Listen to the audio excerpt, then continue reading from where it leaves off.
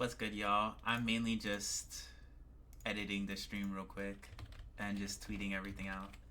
Give me a few minutes.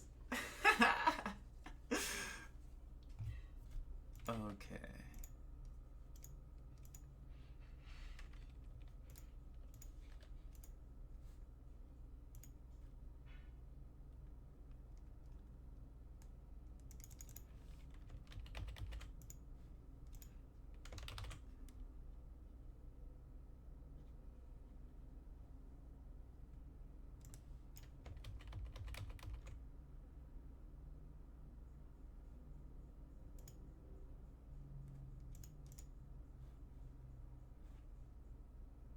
Yo, what's good, Scarlet?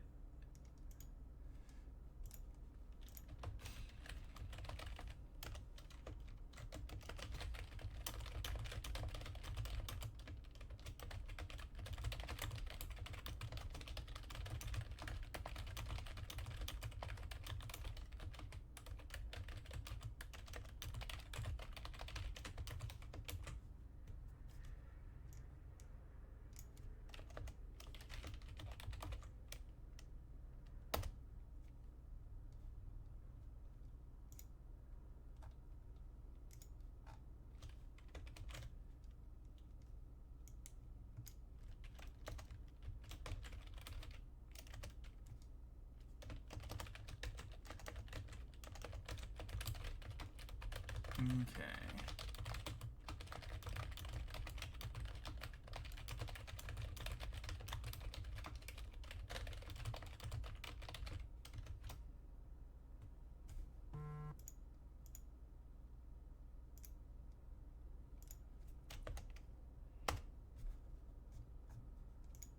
Alright, I took care of like literally everything I needed to now, so we're all good.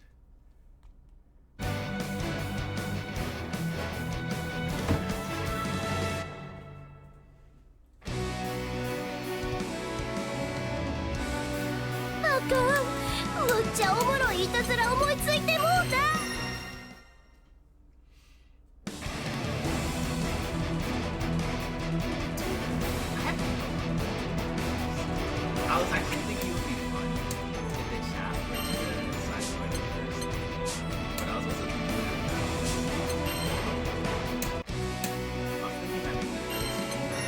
like, alright, I feel like y'all are just gonna pick here, and then just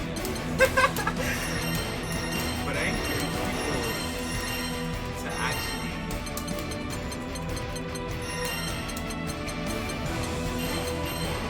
I'm an audible. Damn. Alright, how's this? Way better? It's probably way better now, right? Let me actually turn this down to... Yeah. Now you can't hear the game? Oh yeah, that's because I alt-tabbed. Alright, this is probably way better.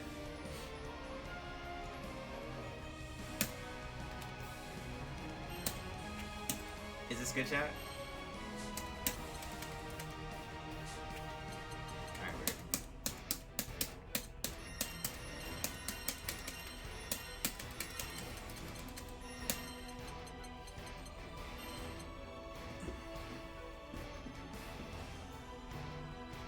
I could bump myself up a little more. Alright, weird. Let me do that real quick. There we go. Actually, let me put myself up even more. Why not?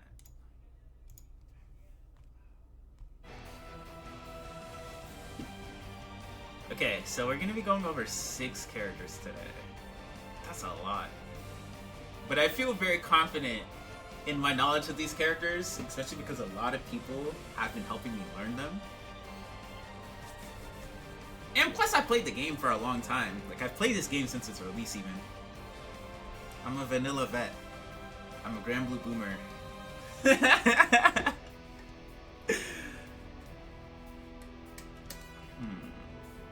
I'm still trying to make up my mind who I want to start with. A part of me wants to start with Belial, but I want to let the chat decide. Who do y'all want to do first?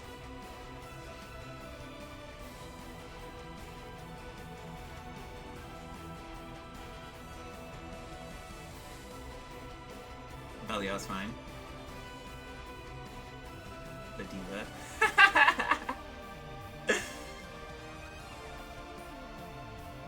The order I had it in was good. I think so too. I want to do like Nier at the very end. Not just because I think she's gonna take some time, but because I think that number one, I feel like a lot of people are really looking forward to Nier. That's like the character I get asked about the most. So I should start with Belial, and I'm gonna go to Grimnir. I think that's fun.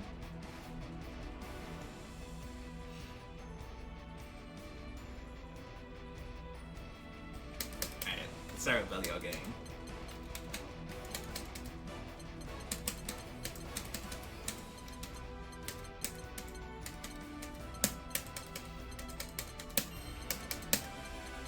Belial.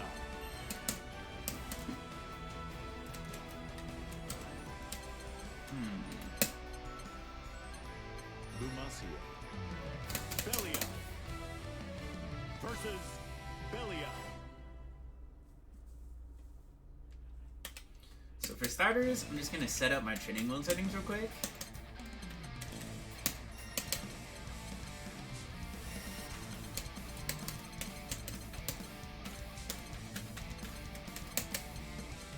Just making sure I don't have anything set.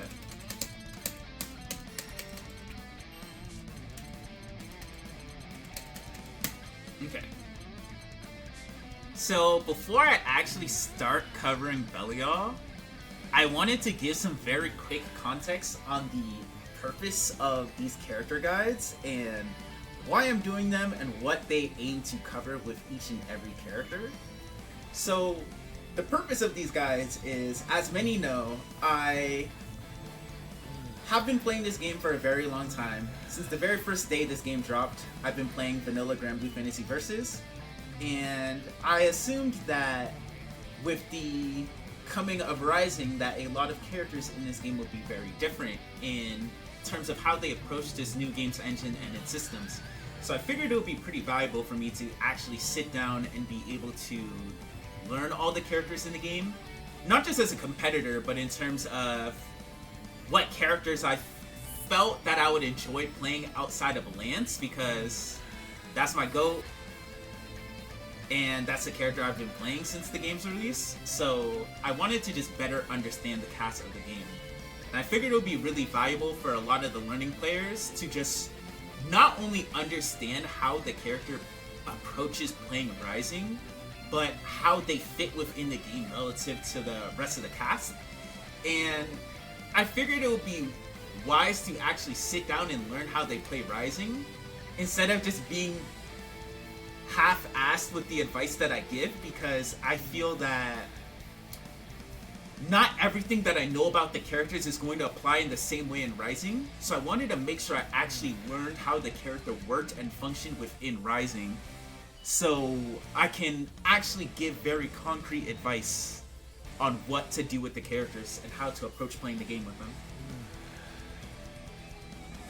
So now that all of that is out of the way, the very last thing to note is I am going to cover some combo theory and some combo concepts, as well as some Oki, but it's not going to be that heavy on this. It's going to focus a lot more on neutral offense and defensive strategy of a lot of the cast, because I think that is a thing that many beginner and intermediate players struggle with, and I think that understanding how each character approaches a lot of situations is just very valuable for learning how to play them and learning how to improve with them, as well as just better understanding what the other players who are playing the character are doing, right?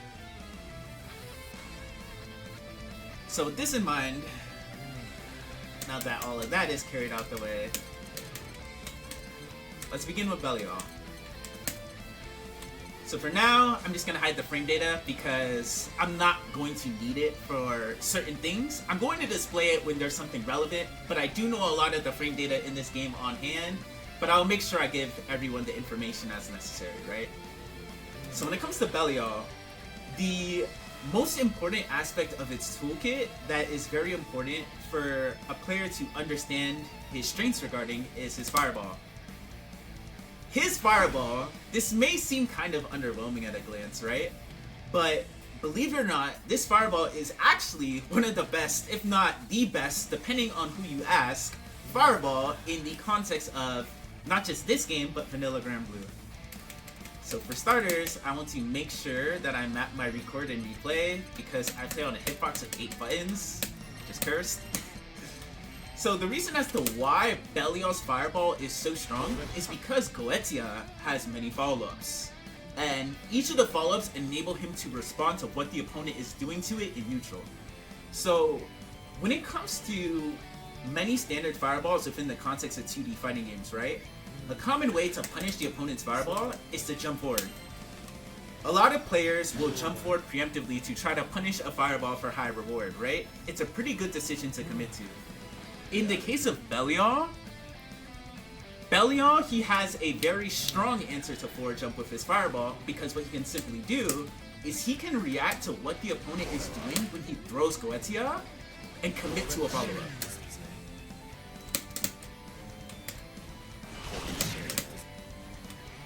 Oh, it's M. Whoops. I always mix up L and M with 4L. So you can do 2360, 4M. Like, you can react to them jumping versus the fireball and do this. This is very, very powerful. This is not something that many learning players know that Belial can do. And it's super strong. Like, just getting used to doing this on both sides. You see how you can do it really late? So how even if they get hit by the fireball, they didn't jump here? So you can react very late, and it makes his fireball really obnoxious to get past. If the Belial player knows that they can do that. So another thing that certain players will try to do versus his fireball, right? They'll try to spot dodge it. So he has a really strong answer to spot dodge and roll. Because if the opponent decides to commit to this, what he can actually do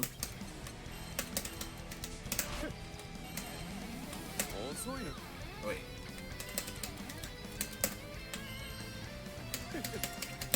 So if the opponent decides to spot dodge his fireball,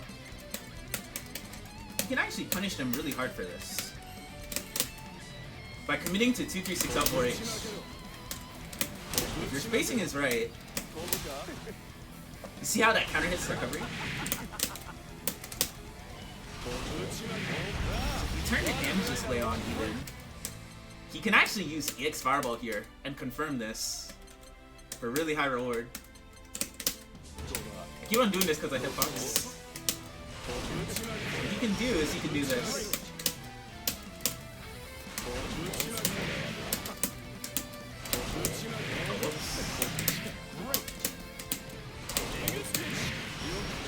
And that did 3k.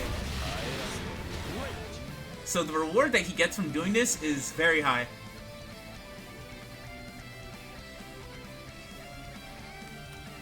So it makes it very difficult to jump versus his fireball because he can do 236 L4M. With spot dodge, he can do 236 L4H, and this also beats roll, which I can show as a really quick one.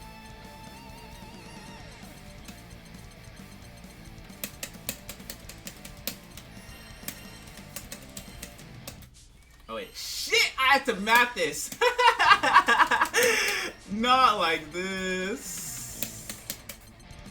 Okay.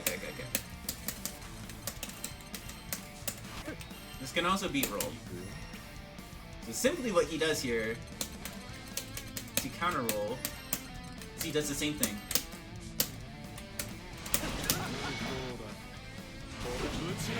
The game audio is delayed? That's cursed. I'll see if I can fix it. But he can do the same thing versus roll. So his fireball is really strong at shutting down jump, spot dodge, and roll, which are all of the main mechanics that people will use to try to counter fireballs within Grand Blue. Another way that his fireball, believe it or not, actually works. It can even shut down neutral jump or just people air blocking it in general. The reason as to why, in this game, grounded normals in this game are air unblockable. So if the opponent manages to air block Belial's 236L 4H, what then can happen, he can unblock for you, and he can combo off of this. So the reward that he gets from you making an incorrect decision on his fireball is really, really high. That's what makes his fireball very strong and oppressive in neutral. So outside of his fireball, he mainly controls neutral with his buttons. In particular, the most important button to know about with this character is his 5H. His 5H is very strong and oppressive. It was in vanilla, and it still is in this game. The main reason as to why, his 5H is a 9-frame forward advancing attack that moves very far forward. The second hit is -3 on block. In the original game, it was -5 on block on the second hit, and the only character who could consistently punish it was Belial himself with 2L. Now in this game, because it's -3, no character in the cast can punish this on block. It is -3 on stand block, and it is -3 on crouch block. Even if you block both hits. It can't be punished in this game. So it's even more obscene in this game than it was in vanilla. So the reason as to why this move is strong is because it advances him really far forward, and he can special cancel the first hit into many options. So there's kind of a little RPS and a mini game that he plays behind this special cancel. So for starters, I actually want to cover the main cancel that you don't want to do. So in vanilla, right? The main thing that used to see a lot of people do is they would cancel his 5H into 236H and then do 4M. The reason as to why this was strong in vanilla is because it was +1 on block, it vacuums them in still, right? And generally speaking, based on the range, it'll put Belial on third range. It still does in this game, but it's actually worse. This move actually ended up getting nerfed. The reason as to why is this. If you crouch block, you see how I'm -1 here? This actually is no longer plus on crouch block. So they nerfed Belial's ability to do 236H4M. So what he wants to do, if they block the fireball, and he wants to commit to something safe, he either does 236H into nothing, which is still plus, from 5H, or he does 236H 4H, which is very, very plus. These are both plus on stand block and crouch block. But what's important to note is 236H into 4H does have a gap. So for instance, we set Belial to SBA here. If your super travels far enough and is active enough, you can actually hit Belial for doing this. But if he does this, like 236H into nothing, as you see, it's gapless. So he can still choose to not cancel into the fireball and get plus ranks here. So it's still nice for him if he alternates between doing 236H into nothing or 236H into 4H. You just don't want to do the 4M on block because it's no longer plus in this game. But something that's really valuable to get used to with this character though. So I've currently set the dummy to block after the initial hit. So if something's not a true block string, they'll block, right? Well, I mean, if it's not a true combo, they'll block. If Belial does 236H from 5H, he wants to go into 4M still on standing hit. Because if he goes into 4H on standing hit, as you see, that doesn't combo. But it still combos on crouching hit.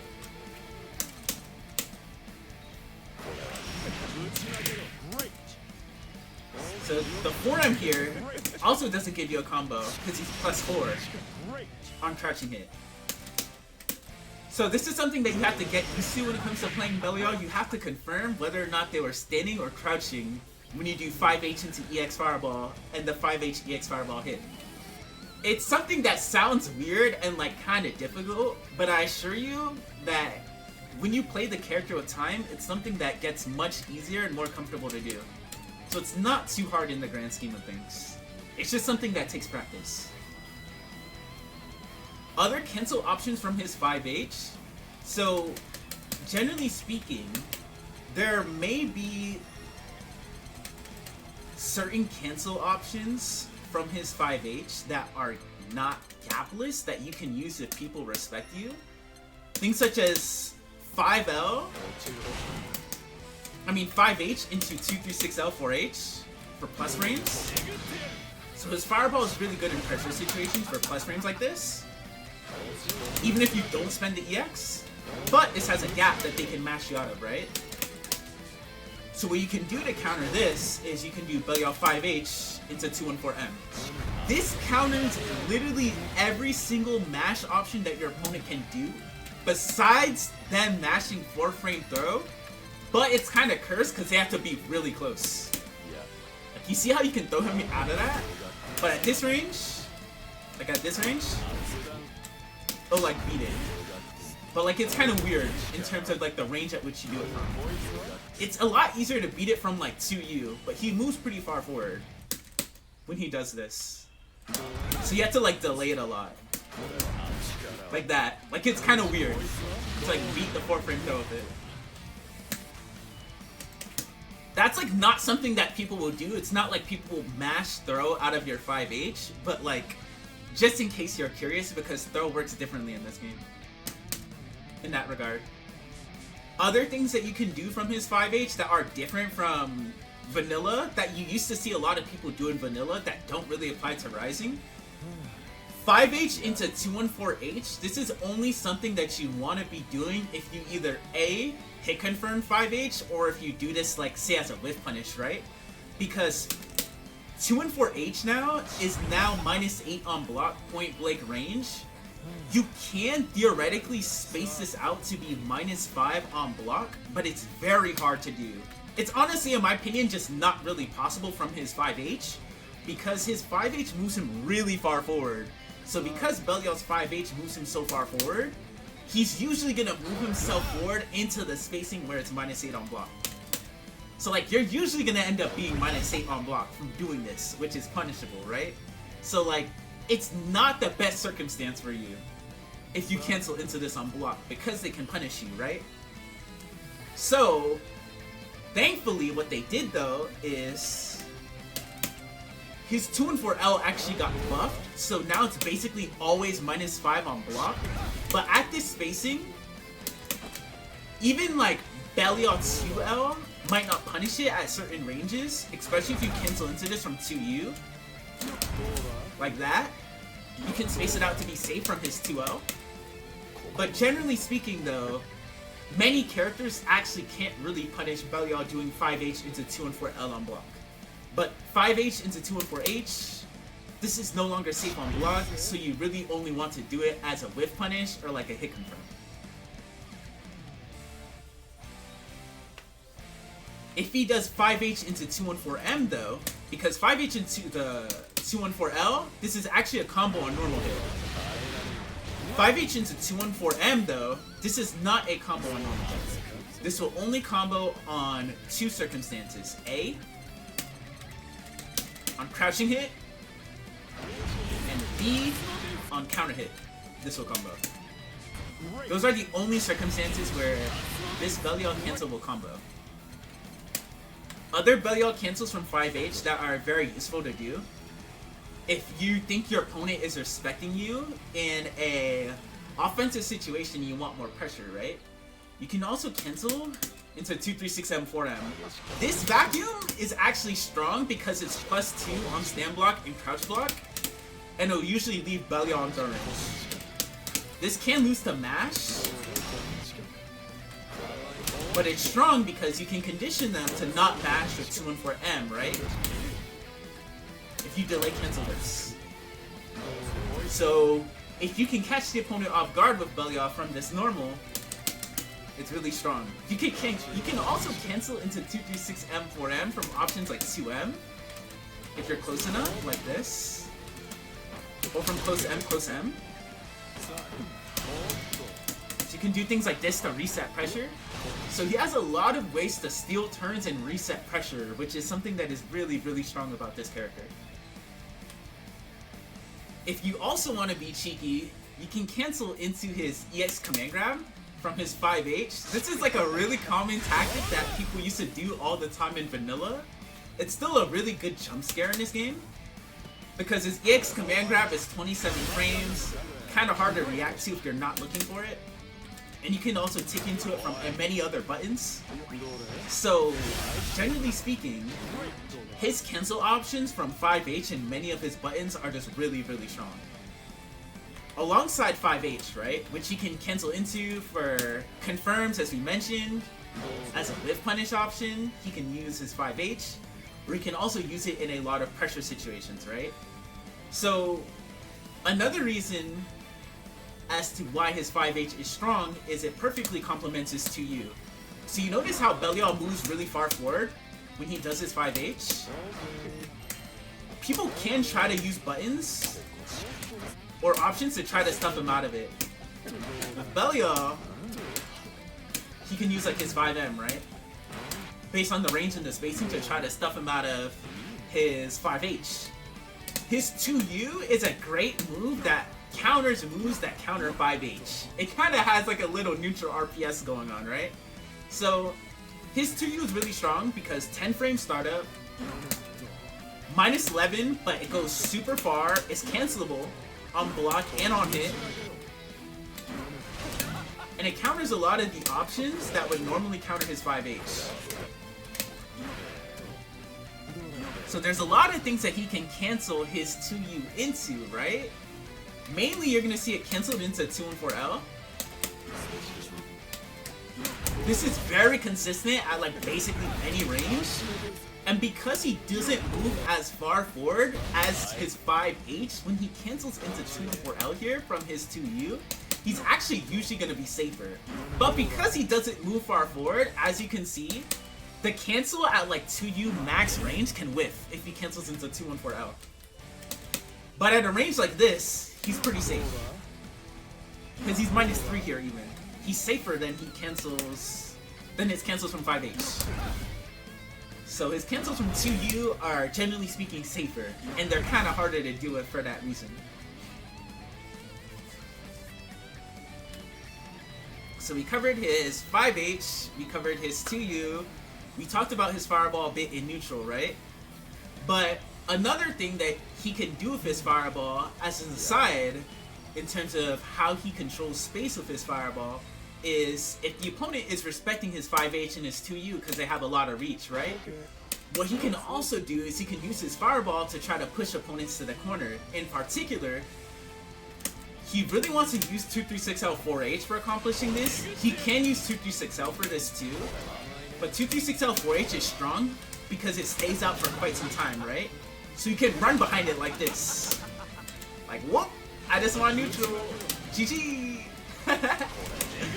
So that's what's really strong with his fireball in terms of it enables him to gain a lot of ground if they respect his buttons and if they're playing from a range outside of his other options, right? His 5M and his 2M. His 2M is kind of like a pretty solid counter poke in this game, but it's more of a move that's used for pressure. It's mainly because his 6XL accomplishes a lot of what his 2M used to do in neutral, but he doesn't move as far forward when he uses his 2M relative to his 6XL, right? So say if someone like tries to stick a button out like this, well, 5M will probably work better, right? His 6XL gets stuck here, but in this instance, his 2M won't get stuck. Wait. That's what I wanted to do. So you notice how like his 2M doesn't get stuck here, but his 6XL would? So there's certain scenarios where you would still want to try to use his 2M to try to interrupt or counter the opponent poking at you like this. You can do things like this, interrupt them. But generally speaking, 6XL can also serve this purpose with him too, depending on the move or option that they committed to, right? So when it comes to Belial 6XL, His 6XL is very, very strong for a multitude of reasons. So, for those who don't know, 6XLs are very strong in this game because they advance very far forward for a good amount of the cast. They're +6 on hit. So Belial's is +6 on hit. And it's also +2 on block. And it's 8 frames, which is really, really fast, right? Now, the reason as to why this is so good with Belial is he has a lot of options after his 6XL on block. He can do 6XL into 5L, which is a combo on hit, right? Because it's 6 frames. And it's a frame trap on block, so if they try to press a button after his 6XL, his 5L will interrupt them. Now, what's really strong about Belial's post 6XL options, too, is the fact that he has a 2M that is 7 frames, and it's +1 on block, and it hits low. So this move is a demon, not just in pressure, but because it's +1 on block, which really restricts your options in neutral once you block it. And it also hits low. So that makes it so Belial kind of conditions you into wanting to down back and sit still, because you don't want to get clipped by this, right? Because he can combo into it on normal hit. He can cancel into 2 and 4L, or if he's close enough, he can do 2M to 2L. Usually if he does 2M 2L, he has to do 2 and 4H, but he can do 2M 2L 5L. So he has a lot of options from his 2M on block and on hit that makes it so, generally speaking, if someone blocks his move, they're kind of conditioned to sit still. And it's really oppressive to backtrack to 6XL, because he can do this after his 6XL. So you can do options like 6XL 2M, or 6XL 5L 2M. 6XL 5L 2M is also really strong because his 5L is +5 on hit, right? This is +5 on hit, but on counter hit, it's actually +7. And his 2M is 7 frames. So if they press a button after his 6XL, he can dial this in as a string. Oh, C-Fire. So you can do things like this, which is really strong. So he has a lot of options, even more so than other characters after his 6XL, which is what makes his ability to threaten with neutral 6XL if they respect his 5H, they respect his 2U, they respect his Fireball. His ability to threaten with 6XL is more oppressive than other characters because his options, not just on hit, but on block, are really, really strong. So to add on to all of this, right, he also has really strong other dash attacks. His 6XM, it looks kind of funny, but this move is really, really strong because, as you can see, his 6XM is plus on block. What's also funny about this move is it hits low. Why? I don't know. But it hits low, which is really, really strong. So his 6XM hitting low is super valuable, not just because it makes it harder to move around his options in neutral, but as you can see from the frame advantage display on hit, it is +5 on hit. So he gets a combo on hit, number 1, and number 2, even on block, he is outside of throw range. So what's important about this, being plus on blocking the outside of throw range in this situation, so how this game treats throw is different compared to vanilla Grand Blue, because Belial's 2M, for example, right? It's +1 on block. But because it's +1 on block, and the fastest attack in this game is 4-frame throw, and Belial's close L is 5 frames, watch what happens if I do 2M close L. You see? If I'm in point blank range with run momentum, I'm getting thrown out of it. But if I don't have run momentum, like if I'm just walking, I get 5-0. So it's not as if that they can throw you out of his post 2M options every single time. But if you do 2M of run momentum into close out, they can throw you out of it, right? Or like any other button that he basically presses in that situation, they can basically throw him out of it, but there's things that he can do to work around that, right?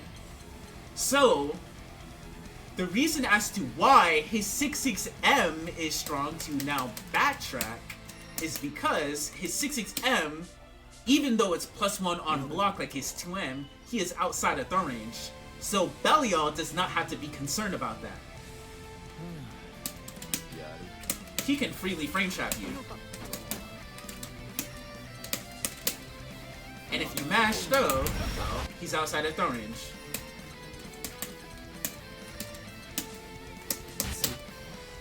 So because he's outside of throw range, and he can punish you for either A, mashing a button, or B, mashing 4-frame throw, his options post 6-6M are really, really strong. In general, this character's dash attacks are super, super goated. They're actually ham. So, to backtrack now onto the rest of his dash attacks, his 6-6H is also very good because this move may seem underwhelming at first, but what's actually funny is Belial, he makes fun of Gran when he does some of his special moves or some of his options, right? So, Gran's DP is called Rising Sword. When Belial, he does his MDP, he says Rising something because his MDP is actually a fake out and it's not a real DP, it's a pressure reset. So as you can see here, he says Rising something. Granted, this is the Japanese dub, but he says Rising something, right? In the case of Gran's boot, I promise this has relevance. In the case of Gran's boot is called Overdrive Surge, right? Or Overdrive Burst. So, he has Gran's boot name when he does 6-6H. It's just a really funny factoid. As you can see. It's just a really funny factoid, but I think it's pretty valuable to know about, in case you were curious. So the reason why his 6-6H is so good, it's 20 frame startup, and it's actually -3 on block. So many characters, their dash H's are unsafe on block, but Belial's actually isn't, and it goes really far. So you can use it as an option to call out, say, fireballs or just slower neutral options that the opponent commits to, right? Yeah, he's an asshole. So, what's interesting about this dash attack though, he doesn't really get that great of a reward on hit. Well, he gets a soft knockdown, which is pretty good, right? But on counter hit, he also doesn't get a full combo starter or anything like that. He just gets a knockdown maybe. Which is pretty strong for him, all things considered, right? Because he gets momentum and he gets pressure from it, but it's not a combo starter like other dash attacks. So it's it's easy to dismiss it and be like, like it's not really that good. But it's actually quite good, all things considered. His dash H is very strong, as well as his dash M and his dash L. So it's very important to get used to utilizing all of Belial's dash attacks because they're quite powerful. So we covered a lot of his moves and options, right? We covered his main neutral buttons, we covered his dash attacks, we covered 214X, we covered his fireball. The very last things to really cover are his DP, his command grab, and then we could cover just like basic block strings, basic combos that you could be doing, as well as his ults, right? So when it comes to his DP, his light DP, it no longer has Evil in this game, and it's air blockable. So you have to be really careful with using it as an anti-air, because the opponent can just air block this and punish you for doing it. So mainly if you're going to anti-air of Belial, you want to use his 623H, which is his EX DP, which also has Invuln. So it's a really good anti-air for this reason. Also, when it comes to Belial's DPs, there is his 63M, which I mentioned earlier, right? This move, its startup is on the slower side. It's 38 frames startup, right? But as you can see, +2 on block, these Belial in throw range. If they crouch block this, he actually is +3 on block, so he's even more plus. Oh wait, it's +4? I'm pretty sure it was +3. I wonder if it depends on the character. Maybe I'm wrong. But I could have sworn it was +3. Anyways, it's +4, which is even better, right? The more the merrier. So he can use it as a pressure reset from, say, some of his buttons like this, right? To try to steal turns and continue his offense. On counter hit, if they manage to say like 2H is too late, right? He actually gets a combo from this. It's more high reward in the corner, but it's still really high reward mid-screen in this game due to how Raging Strike works. He can do options like 5M into Raging Strike, Raging Chain. My game froze there for a second. That was super cursed. I was about to be like, not like this. Okay. So, that enables him to get really great reward on counter hit if they anti-air it too late. He also has his command grab. His command grab is kind of tricky. Yeah, his command grab is kind of tricky because you honestly do not want to use the L version or the M version. The L version, as you can see, 34 frames, too slow. M version, 52 frames, extremely slow. The EX is 27 frames. You can try to sneak it in as like a tick throw. You can use it on their wake up. Use it as a mid-pressure option like this, right? So there's many ways in which you can sneak it in during his offense. And the mental stack of his offense in terms of how many ways you can reset pressure, right? You can do things like this. Oh wait, whoops. So he has a lot of ways to sneak it into his offense that make it kind of hard to look out for. Especially because if you get hit versus Belial and you mash versus him at the wrong times, his damage output is really high, so it's pretty scary to actually challenge him or check him, right? So for that reason, you would think like on paper, like, oh, no one gets grabbed by this. People get grabbed by this all the time. It's a really, really strong command grab. So in terms of his jump buttons, right, this character actually has a lot going on because he's broken. So in terms of his jump buttons, the main one to know about that's really important, his jump M is a cross-up. The cross-up hitbox on this move actually isn't that great, as you can see. He has to be really close, but it's a pretty good air-to-air and air-to-ground button in general. His jump H though, this move is godlike. Like, you would think this move doesn't seem that great, but it's actually nuts because it's really hard to anti-air. Especially if you jump with his jump H at its tip like this. I was actually able to 2H in time, but you see if I 2H too late, watch this. It's really hard to 2H for some characters. You see? It's really hard if you're late. You have to really 2H it early. So it's really hard to anti-air this for this reason. So that's what makes it so Belial's 2H is just hard to contest outright in a lot of neutral situations. So when it comes to Belial's other neutral options that he can threaten with, he also has his jump U. His jump U is a fairly strong way to crush opponents who try to anti-air him with conventional 2Hs. He can only bounce off the opponent forward or backward on hit. He can't bounce off of you on block. And he's -5 on block, but generally speaking, he may be outside of 4-frame throw range. You usually have to be pretty close to him, as you can see, to like actually throw punishes. You have to like generally walk forward. If he does it as like an air stall, like this, you usually have to like walk forward or be on top of him. Like this. you kind of have to like IB it, even though like IBing doesn't like change frame data in this game.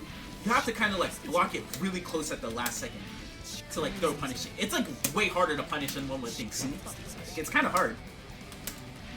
It's kind of hard to punish this game. This move with throw in this game, even though like you theoretically can on paper, which is why it's really important to threaten with as a Belial player.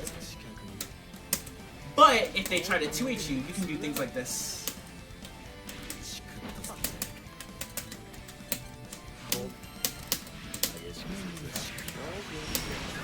Oh wait, I did 2 early. I should do it a little higher. Oops. So it can do things like this, because generally they'll be crouching if they try to 2H, right?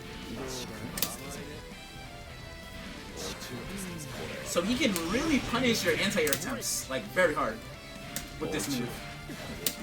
So it's what makes it a very, very strong move to threaten with, versus people who like to anti-air you a lot. It's really, really strong.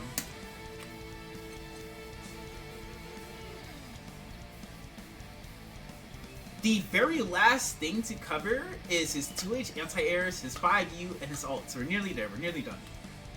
So when it comes to his 5U, this move is like a hidden cheat move of Belial. The reason as to why it's a hidden cheat move, it's a parry that activates frame 4. You don't want to do this move on a read, you solely want to do this move on reaction.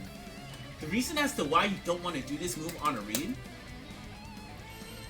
he is vulnerable when he does this move for a very long time. So if you just throw this out in neutral, the other player can just run Belial to the corner and just punish him.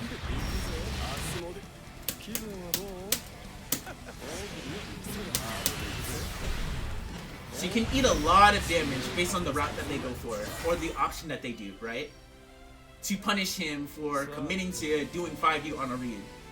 But it reactively shuts down many fireballs in this game, and it's why this character is so hard for certain other characters to throw fireballs against. Not just because his fireball is good, but because he has this. As you can see, it punishes their fireball and causes a hard knockdown. So it's very strong with Belial at mid-range to just be walking back and forth like this and react to their fireball of 5U. So it's a really, really, really strong move for that reason. So his ults, thankfully, they're quick to cover because they're kind of underwhelming. In all honesty, they're not the best. This character is really strong, but his ultimate attacks just aren't that good. So his ultimate fireball, it actually doesn't have any follow-ups. But if they block it, or on hit, it goes into a buffed version of 236L 4H. If they jump this, right? As you can see, he can't commit to any follow-ups to like pull it back or anything like that. So if you use it raw neutral, you can maybe use it raw to try to counter other fireballs or other neutral options. But you want to be careful because you're more vulnerable to jump than him just doing this. Because he can't pull back with 4M if he does the ult fireball. So that's something that you really have to be mindful of if he does this. It can be useful though, because it combos from many of his buttons, such as 5H, like this. And you can then follow up with options like dash 5H, dash close H, etc., right? So the reward that he gets on hit from this is really good. This even works from 2U actually. So you can fish for confirms for with this. Like this, which is really good.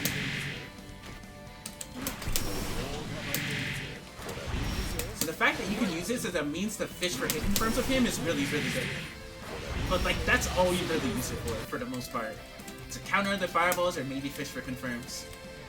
His 2-1-4U, in all honesty, you can do the same and fish for confirms with this, but it's not good at that because you can't follow up from it. The only real thing that he uses this for is he has a guard crush loop in the corner where he has setups in the corner where if they block 2-1-4U, he's actually plus enough to combo from this, even though they blocked it. It sounds weird, but it's unblockable and it's cheap. Honestly, it's beyond the scope of this guide because I think they're probably gonna patch it and they're probably gonna remove it. I can show a video of Shio doing it later on. It's really strong though, but it's not something that you're going to like really use or like need, honestly. Unless if like you're a more experienced player and you want to incorporate into your repertoire that, but you don't really have to use it, right? It's strong though. It's really, really, really fucked up. It gets really broken in all honesty. His other ult, he parries before he does his ultimate command grab, which causes a hard knockdown, like this. He's super plus from this, and it leads to a pretty good knockdown, because he can run up in time. He's super plus to a point where, like, his safe jump setups from it are kind of weird. So, like, you don't really get as auto-timed or as easy Oki as other options that he has, but, like, it's a good move. It's just 50 meter, and in my opinion, it's just not really worth using. Like, the EX command grab is just better. Even though you can, like, take the knockdown, it's still a really good command grab. And his ult DP, you can use it as a means of, like, blowing up safe jumps that beat his EX DP, right? But mainly use his ult DP, but that's it, really. You don't really use his ult DP for any other things, and in my opinion, you don't really want to use the meter for other options. His SVA,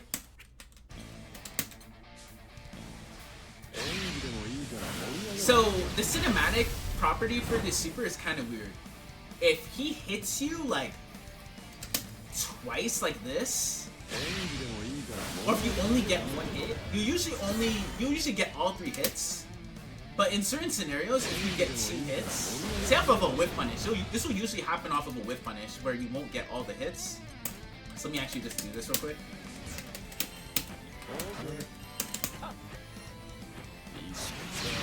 See, I didn't get all 3 hits. He still gains a knockdown from it, and he still gains a good amount of damage, as you can see.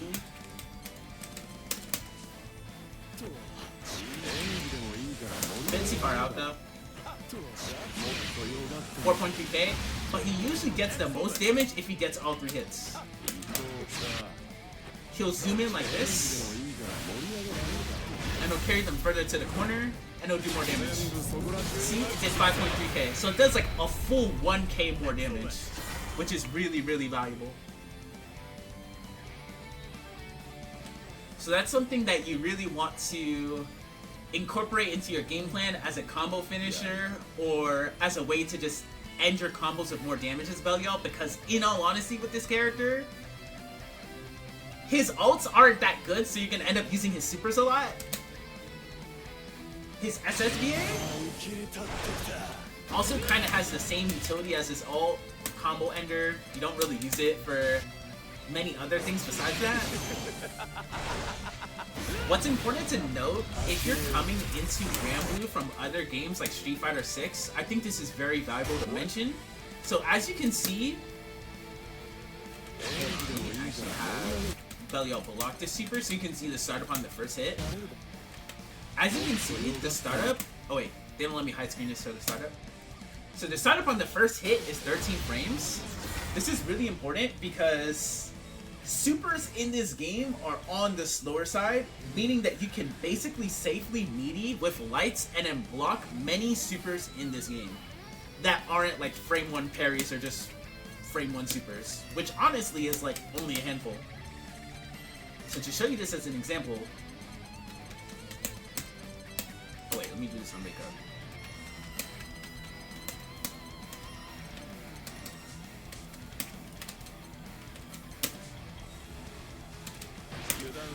Oh wait, I didn't mean to 6XL, I'm gonna medium close out. Watch. So I was able to block in time. You can actually do that to many, many supers in this game. So you have to be very careful when using supers as reversals. You can use this to punish or call out like certain special cancel options.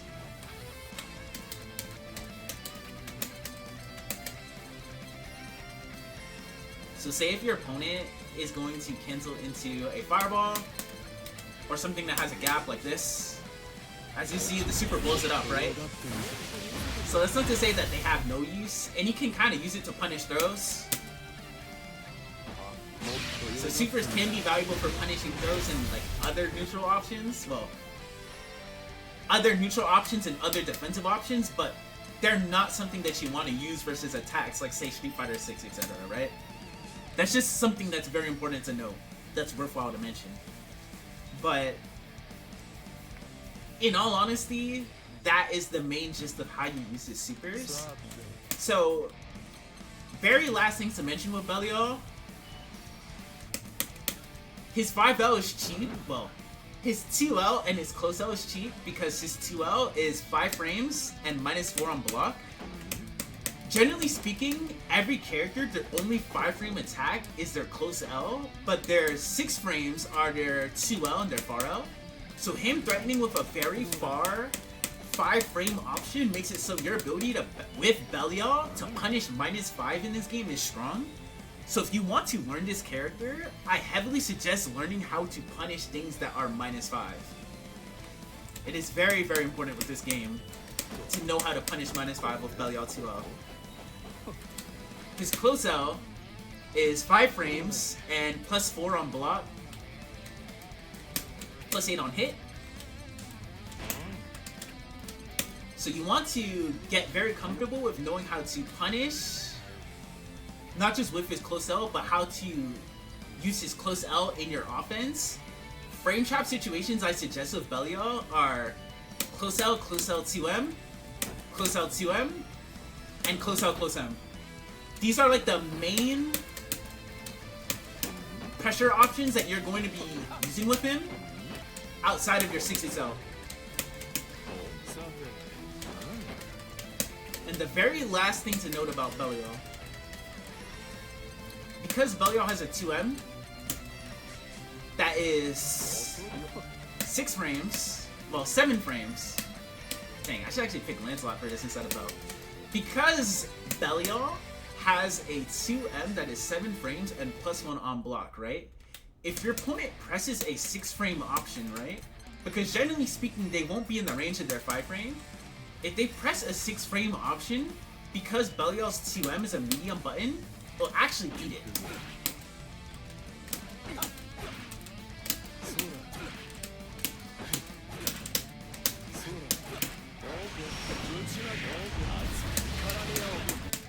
Alright, that's the last thing to note about Belial. I wanted to make all of these like 10-15 minutes, but this one was kind of long-winded. The rest of them are probably going to go much faster. In all honesty, it's more so the fact that Belial has a lot of really strong options, so it's kind of hard to explain everything. The more I look back on it in retrospect, the more I'm like, dang, that took quite a while. What's my opinion on Nier? She's busted. But if anyone has any Belial questions, that was like 50 minutes? Yeah, holy shit. I explained a lot with Belial, holy cow.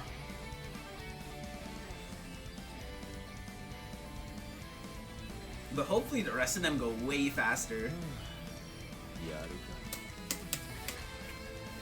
If anyone has any Belial questions, feel free to ask them. But if not, people in the chat speak up about the character that you play and I could just go over them. I should just go in the order of the character that people are here for. Your Grimnir goat. Close out 2M was 1. Close out 2M. Oh wait, whoops. Close out 2M. Close out 2M. And close out. Wait. Close out. Oh yeah, that's it. Close out 2M. Close out 2M. And close out. Right? Oh, wait, I need to like word this back in my head again. It's close out 2M. Close L, 2M, and close out 2M. I said close out 2M twice. Close out, close out. Yes, that's the one I'm missing. They all sound super similar, yeah. Okay, it's close out 2M, and close out 2M. Okay, there we go. They all sound so similar. It's like a mouthful, yeah.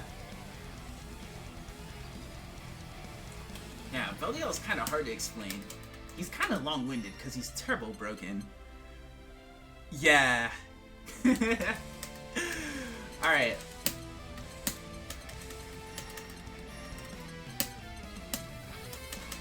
We should also change this song. What song y'all like, chat? Let's go with Fairy King. And next we can talk about Grimnir. Grimnir is gonna take way faster.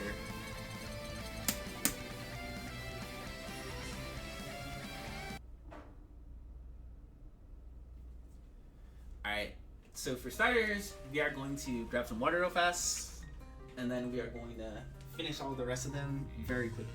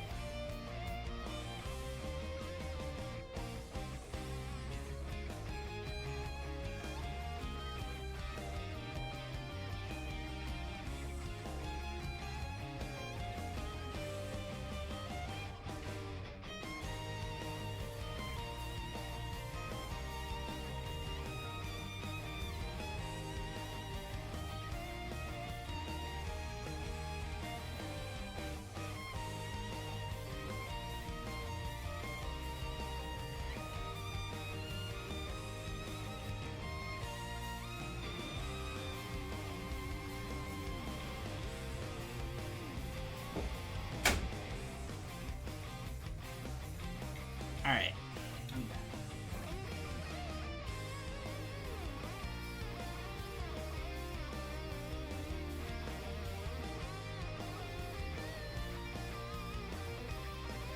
Alright, Grimnir and everyone else is going to be way faster because the reasons as to which they are strong are a lot more streamlined and straightforward.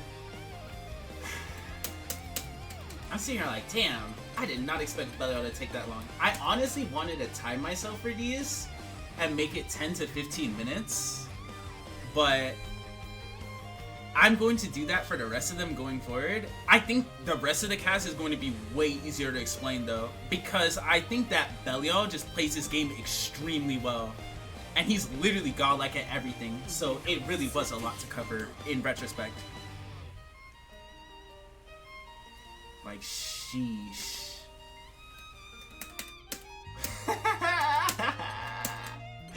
Okay.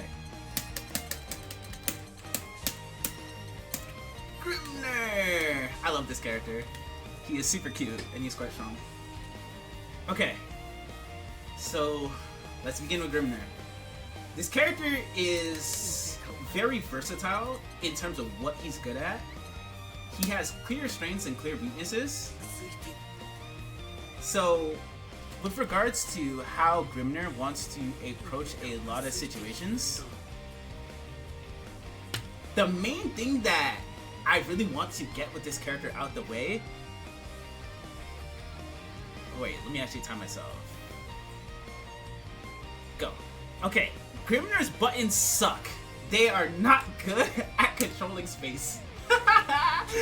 But he is still really good at controlling space. The reason as to why, his fireball is busted. So his fireball, he has three versions. His 236L travels about half the screen. 236M travels about 3/4 of the screen. 236H travels about 80% of the screen.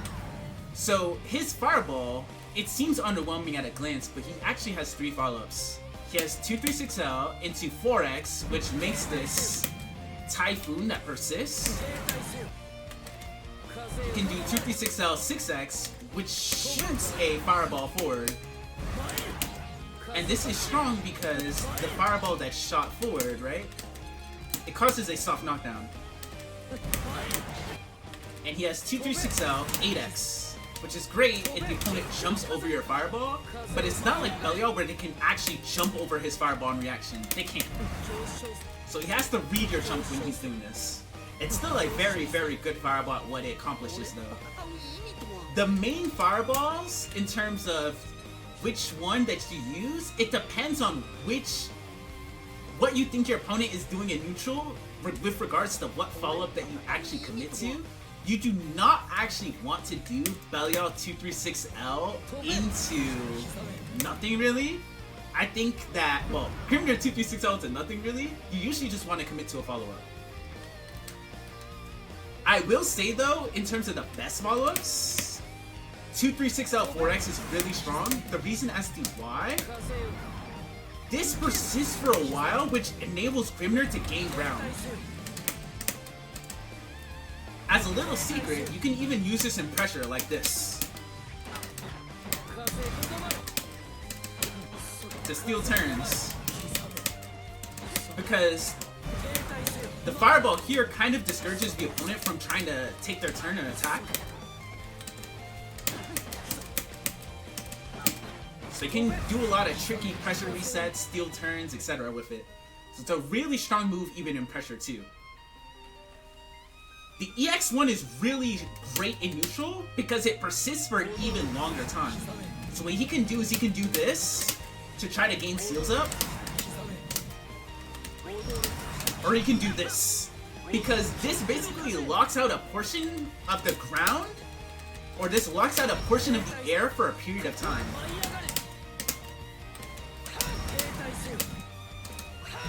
So the fact that Belial can do this is really, really strong. Not Belial, Grimnir can do this is very strong. So when it comes to his seals, in all honesty, so he can place 4 seals, right? The best way to explain this is, honestly, the normal versions of seal aren't really going to be something that you're going to be using a lot.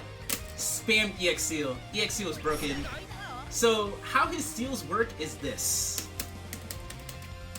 So to get this out of the way, when he's nearby a seal, he can air dash in any 8 directions by hitting the direction and U. So if I hit up and U while I'm near this seal, right? I air dash up in the air. But if I hit down back and U, I air dash backwards. So I can air dash in any direction. In all honesty, you mainly want to use the EX because it has the most seals up and it gives you the most options in general. His seal air dash, if they block this, this is not actually plus. This is -2 on block. So you want to be very careful with pressing buttons here in this situation. You just have to respect that your opponent blocked this. This is still good though, even if the opponent blocks this, because even though he is -2, he will usually be outside of throw range on seal air dash. So he'll usually be safe from like taking like that much risk in the scenario. So it's perfectly okay for you to just block there, usually. Generally speaking, when he has the seals up, it opens up his movement options and neutral options a lot, and is going to be one of your main goals in neutral. Your main goals in neutral are going to be throwing fireballs out to get an opportunity to seal up, or looking for an opportunity to seal up. The reason as to why is because his mobility, as you can see, if I turn this frame data display on, look at his jump compared to Cat. You see? Pretty normal jump. Mad slow. Very, very floaty. The only ways he can alter his air momentum outside of seals are his jump U, which brings him directly straight to the ground. So he's basically a sitting duck in the air. Like, if he jumps at you without seals, like, he doesn't really have many things he can do. So this opens up his options a lot to jump, right? Because if they try to anti-air you for DP or a 2H, you can just be like, sight. So the seals really open up his ability to just jump in the air or just threaten with different neutral movement options in general. Because he can even do like jump forward and hit you immediately after jumping like this to do seal air dash as a means of approaching, which is really, really good. So he has a lot of options that he can threaten with from his seals. And they open up his neutral mobility and his neutral presence a lot. Using his fireball and his seals are just really, really valuable with the character. They're the most important thing for you to get used to. Outside of his seals and his fireball, he also has access to Spiral Arrow. This is also -4 on block, but we usually put him outside of throw range. He can space out the light version to be safer. In general, it's pretty safe for him to cancel a lot of his buttons into, like his 5M, his 5H, and his 2M. The medium version, generally speaking, at this distance, it will be plus or 0 on block. It can be pretty hard to space out to be plus, but it travels further. The EX is honestly something that you only really want to be using in combos. You can use it in neutral, but as you can see, it's -10 here. You can space it out to be -5 at best, but it's kind of hard to space out to be safer, even though it travels faster. And it's just kind of hard to space out in general, because the speed on it is pretty quick. So, in my opinion, you just want to get used to using the L version or the M version. So, outside of his Spiral Arrow, and his Fireball, and his Seals, honestly, all he does is use 6XL. His 6XL is just like any other 6XL, very good for approaching in neutral, +2 on block. He has really good post 6XL options because Grimnir has a 6-frame 2M, which is very, very unique. So this will beat 4-frame buttons, and the fastest attacks in this game are 5 frames outside of 4-frame throw. So you can do 6XL to 2M, like this, which is really, really strong with Grimnir. Or you can do like 6XL, 2L, 5L, or 6XL, 5L. His 5L is also 6 frames like his 2M, just like every other 5L, but it hits low. His far 5L actually hits low, as you can see. So he's really good at making it kind of hard for you to move after 6XL, like this. He can threaten with 1 low or 2 lows based on how close he is. His 2M, as you can see though, does not hit low. So with all of this in mind, right? Honestly, the biggest thing to cover is how to actually utilize the seals once they're actually out, and how to take advantage of his seal air dash. Alright, I'm doing good, 8 minutes. So when it comes to his seal air dash and using his seals once you have access to them, right? His seals are kind of weird in that, generally speaking, the only real ways that he get access to his seals in terms of actually using the air dash is moving in close to them. Which is good because at this range, he can threaten with a confirm if he does like basically button into seal air dash, right? This seems underwhelming at a glance, right? Because I said it's -2 on block. But actually, if this hits, Grimnir is +7 on hit. So he can actually gain a combo on hit from Seal Air Dash. But he can chain them too. Especially if he's close enough. So the fact that he can use these combos with his seals and his Seal Air Dash to carry you to the corner is very, very strong with the character. Other ways that he can gain access to the seals outside of his movement, such as like dashing forward or like jumping onto a seal, he can use his 5U, which will bring him forward to the closest seal in the air. What he can also do is he can use his 623L, which you would think is a DP, right? But it's not invuln. This character's defense is actually not the best because, as you can see, his EX DP doesn't show an invuln indicator. Only his alt DP is invuln. So he has to spend meter to actually DP.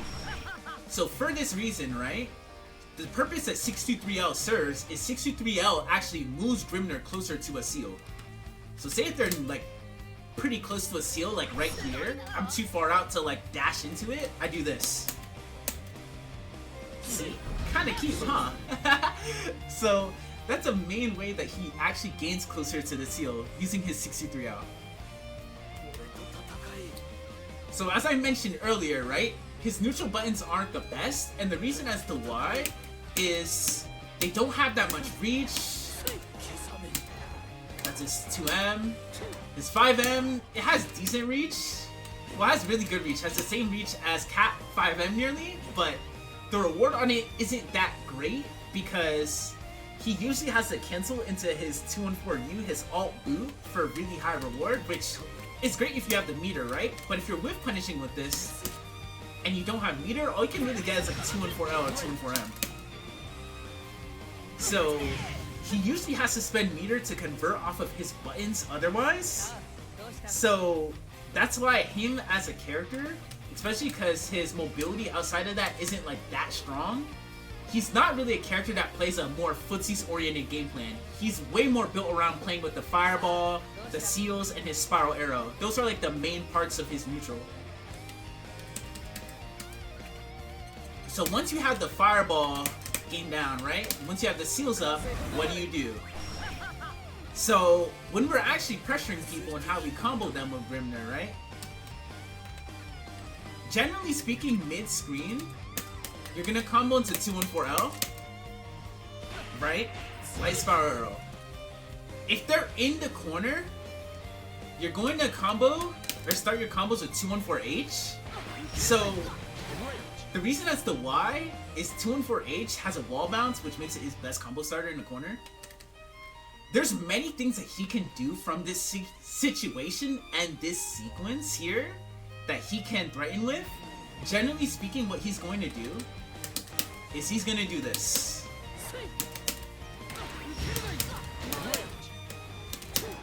He's going to do 2M 214H, 2M 236H. From here, the easiest setup that I would suggest, which is probably his strongest setup, is I honestly want to spend the rest of this time, I have 2 minutes, talking about his fuzzy overhead for people who are not familiar with how fuzzy mix-ups work. Granted, this guide was meant to be for beginner and intermediate players, but I wanted to discuss this because this is something that you literally see talked about with this character non-stop, and is something that you're probably going to see in a lot of footage with this character, right? And you're probably going to wonder why people are getting hit by it and what the heck is going on, right? So the reason as to why this is strong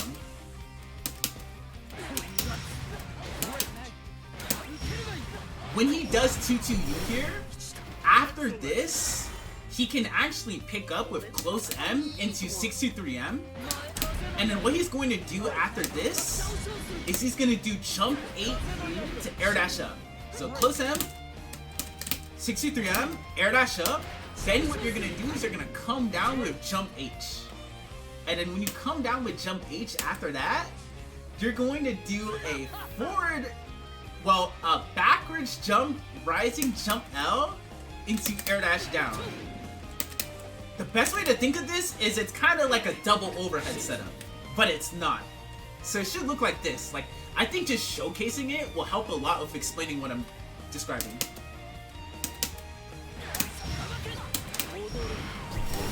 Oh wait, whoops. Wait, it's not the block after initial hit. Okay, there. Oh, I meant to do 63M. Okay, whoops. Hey.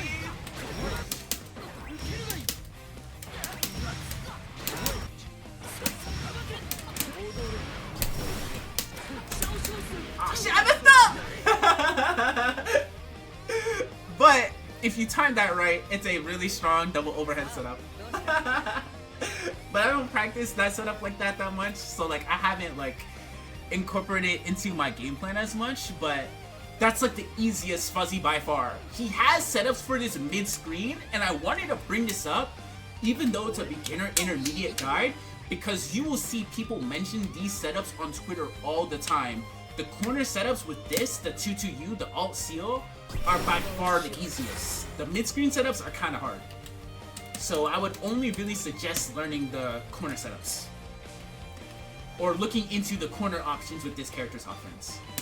If you wanted something easier to do in the corner, you can even do those setups like this, which enables you to be super plus. As you can see here, I'm literally plus 16.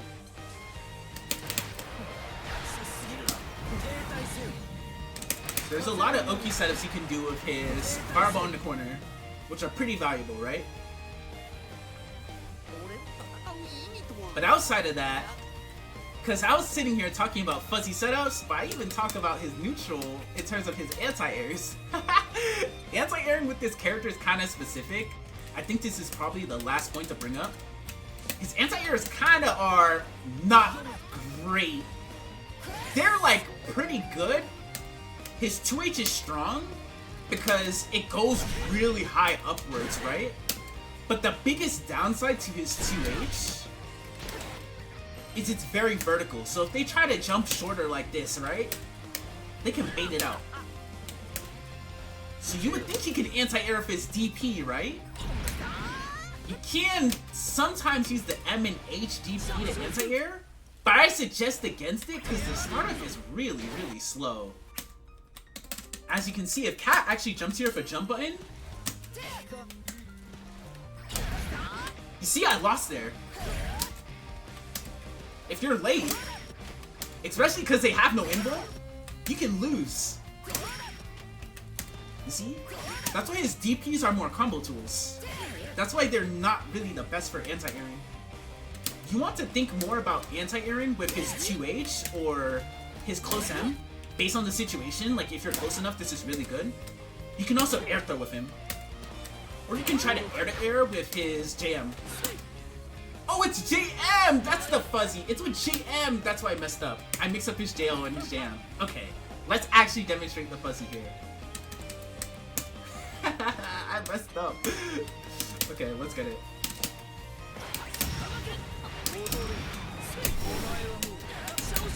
Oh shit.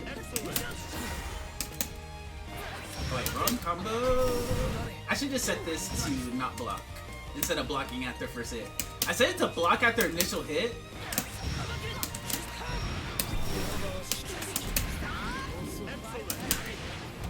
So you can like see it's a true combo. Oh shit, I'm mistiming it! They're getting hit and like the hit stun is like messing with me.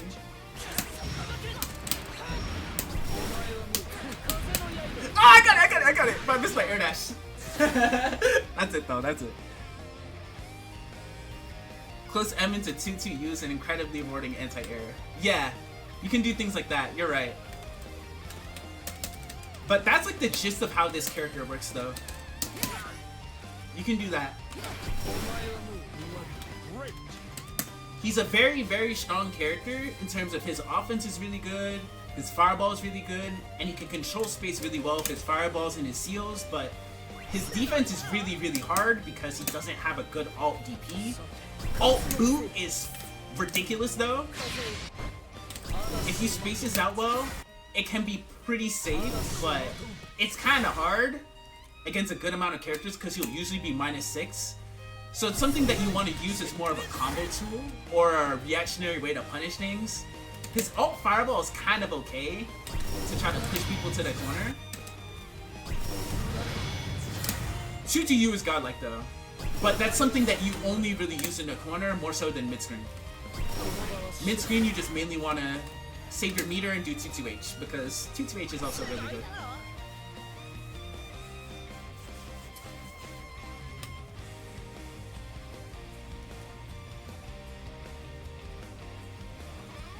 Yeah, he can fuzzy with 2-2M. That's right, that's right. The very last thing to note about Grimnir though, in terms of how you want to use your meter with him, something I heavily suggest a lot of players getting comfortable with, his install. His install is super, super nuts. So for those who do not know what his install does, his install basically buffs him. Can I actually set this in? Yeah, I'm pretty sure I can.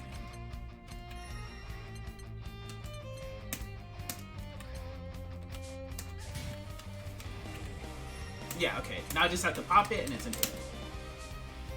His install is really strong because what Grimnir's install does is it basically gives him access to unlimited seal air dashes. Even if he doesn't have a seal up. So what you can do now is if you combo the opponent,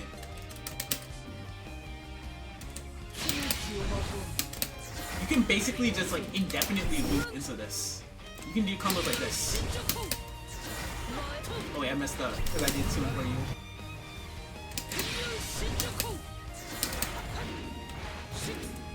You set this to block after initial hit to chill hit combos. Like you see how like it's actually comboing, but I'm accidentally like getting 2 for you. Yeah, that actually comboed. See? So like mid-screen, you can use that as a very effective way of carrying opponents to the corner. It's super, super strong. That's like the gist of this character though.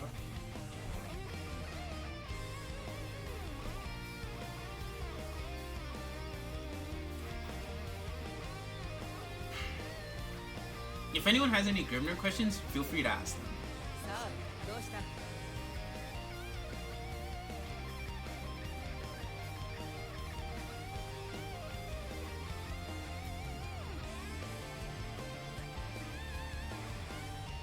Yeah, his air dash, his seal air dash as another aside is really, really strong because if you block seal air dash and he has multiple seals up, like this is something that's more advanced, but what he can do here is he can actually chain seal air dashes into each other on block and frame trap or like create gapless block strings.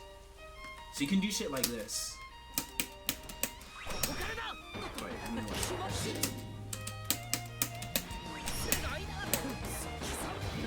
Which is really, really strong. I just didn't know the fuzzy. Bear with me. I mean, I knew the fuzzy, but like I haven't practiced it. Because I was practicing a bunch of other things with this character. That was like one of my lower priority things when it came to learning this character.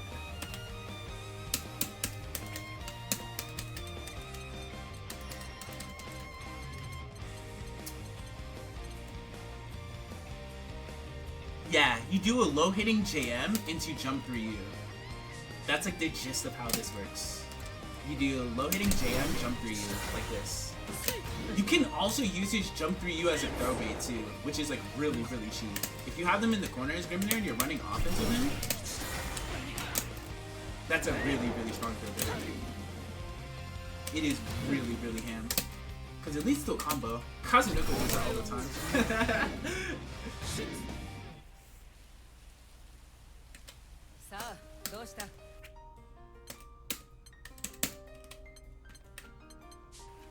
So if I were to mention one more thing about this character, I said one more thing, but like for real. In terms of actual pressure strings that are useful, his close H is 8 frames, and his 5H is also 8 frames. So you can do pressure strings with him like this, like close out 5H, close out 2M is also a really good one. Same with 2L, 2L, 5L. That's one you see a lot. Like, in this game, 2Ls may seem kind of underwhelming for certain characters, but Grimnir's is strong because it reaches really far. And he could do 2L, close out, 2M. So he has a lot of really good pressure options relative to, like, certain other characters from his legs. Because close Ls in general in this game, too, are also +8 on hit. So even if he's far out, he'll get close H, or he can combo to his 5H. So he basically combos both on hit, which is really, really good with this character.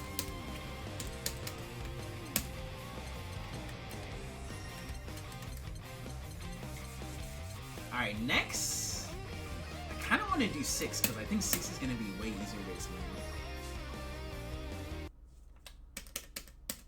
See, we're actually cutting down our time a lot.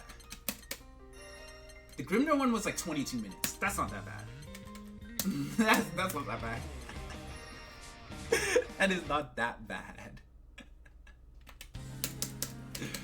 6 is probably gonna be 10 minutes. I think I can do it.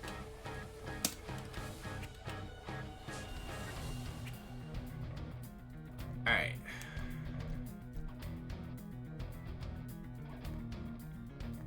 Got my timer set up. 3, 2, 1, go. 6 is a character. Wait, what? Why is that set to 5 hours? Oh, that's letting me know when the... Okay, that's weird. My iPhone lets me know, like, what time the timer ends at. Okay, okay. Oh, wait. No, that's actually set to 5 hours. What the heck? Okay. Okay, there you go. There you go. Alright. 3, 2, 1. Six is a character who is very built around playing a very aggressive mid-range game plan in this game. In Rising and in Vanilla Granblue, he still has some luxury to play defensively, but his defense is more so enabled by the fact that his burst options and his neutral options are really oppressive. So for starters, when it comes to what you want to be doing with him in neutral, his light Rekka and medium Rekka are kind of moves you want to ignore in this game, because Rekka backstab is just way easier to punish. This is something that I can set up in training mode to demonstrate. I'll probably do at the very end, but a lot of his Rekka options lose to 6XL, so generally speaking, it's not really something that you want to be doing on block from options like this, because you'll be too close to the opponent. You can space out his Rekka to make it so their 6XL may not reach, or you're still in a range to RPS against their 6XL if you do block streams like this. 2L close L, 2M, like Rekka, backstab. But generally speaking, you don't have to learn to Rekka RPS with this character because it's way, way, way worse. It's not even downplay his Rekka, it's just way worse in this game in terms of its RPS on block. But his Rekka is still turbo broken. It's broken for different reasons though. His EX Rekka is still one of the best neutral moves in this game. It has 16 frame startup, as you can see here, right? But it's -6 on block, so he generally wants to commit to EX Rekka into backstep. This move is fucked up for so many reasons. So for starters, 6's EX Rekka hits 4 times, right? And has follow-ups just like any of the other normal Rekkas. But the reward on hit... So that just did 1.8k damage on hit, right? Which is really, really good. Has great corner carry, on top of the fact that in this game, if he ends his EX Rekka on 8H, even mid-screen, he can follow up from it. Because he can far 5L out. What he can do here is he can do routes like this.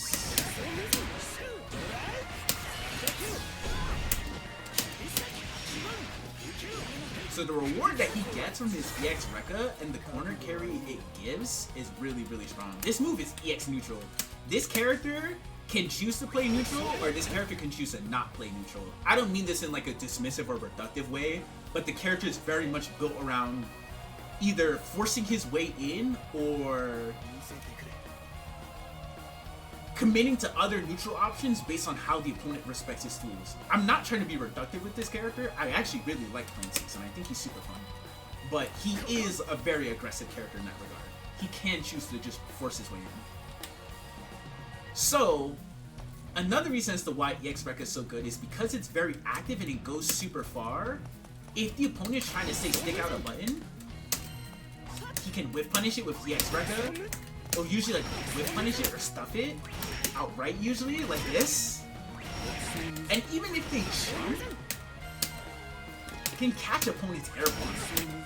Like, it's super good at anti-airing. Like, I kid you not, this will catch people airborne more than anything. It is very, very, very ridiculous. It is a super, super, super strong move.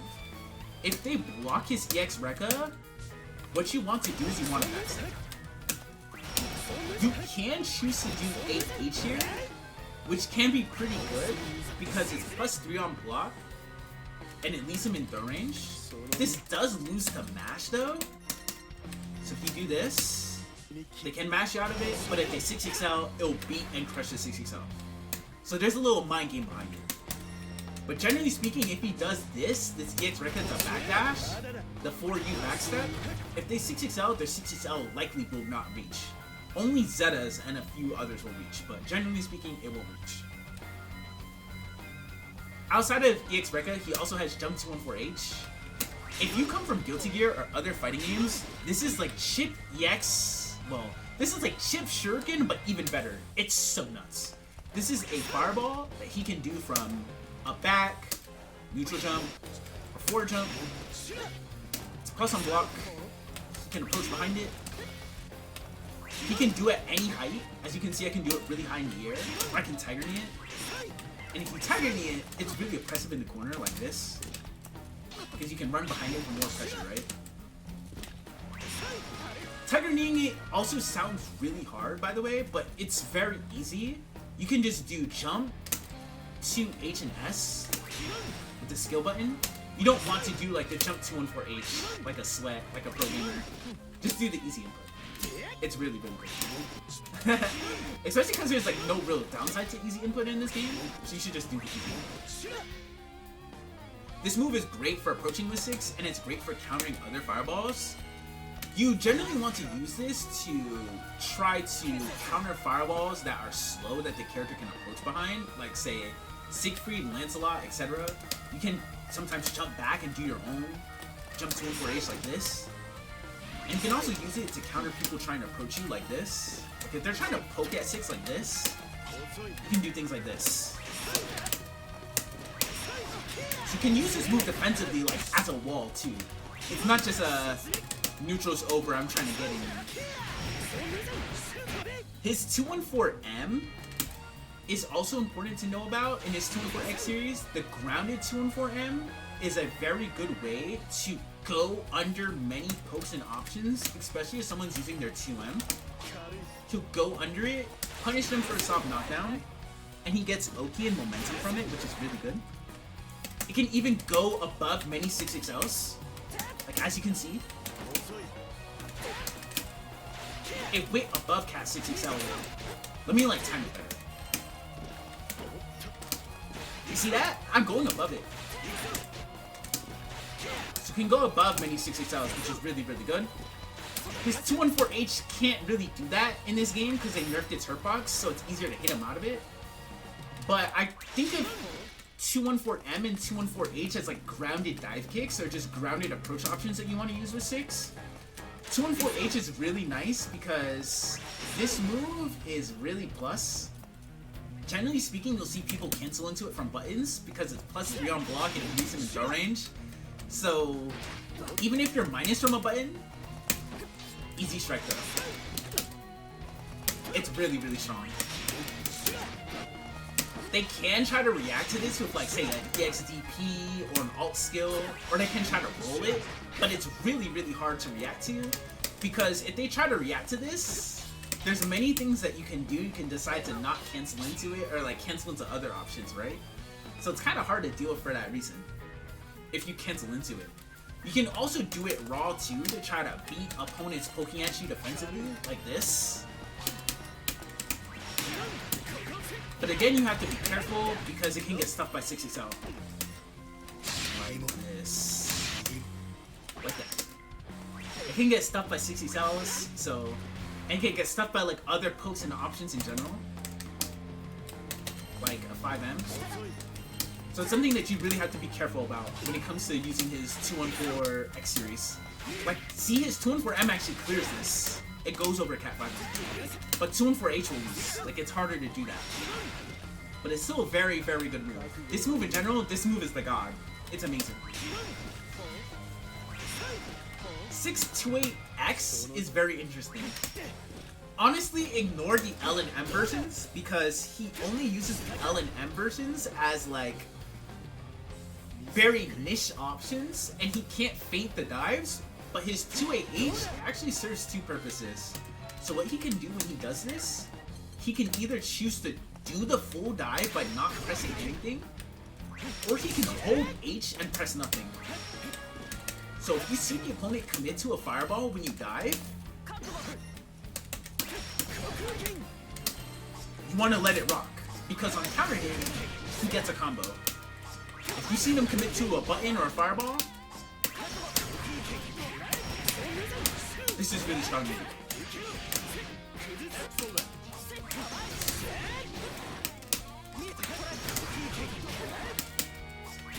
But the combo from it is like kind of specific. You have to usually be pretty close.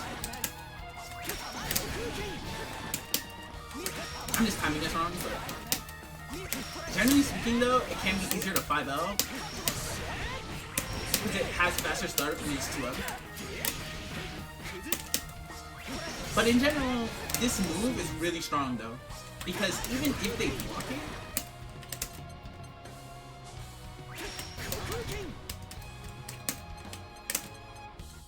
Six is +1 on block.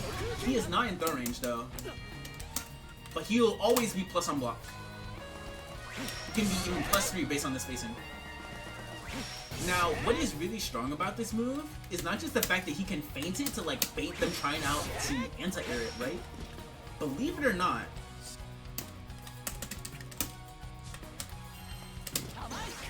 hold on, let me actually like try to time this.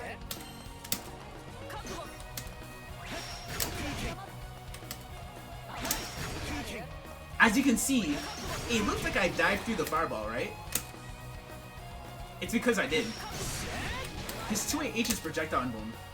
It literally goes through projectiles. Which is very, very ridiculous. Like, it's turbo strong. This is incredible. The fact that it goes through fireballs and it's plus on block. You can also use it as a way to continue your offense like this.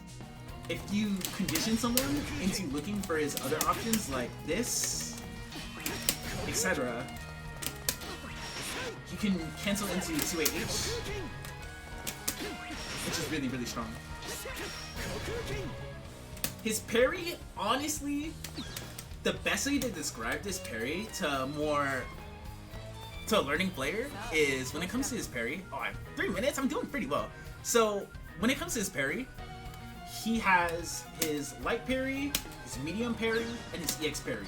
His light parry and medium parry are both frame 4. The only difference between his light and medium parry is if he parries and does nothing for any parry, there's a strike.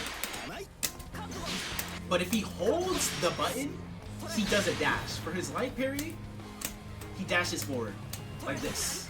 For his EX parry, he also dashes forward. But his medium parry, oh shit, I'm doing it too late.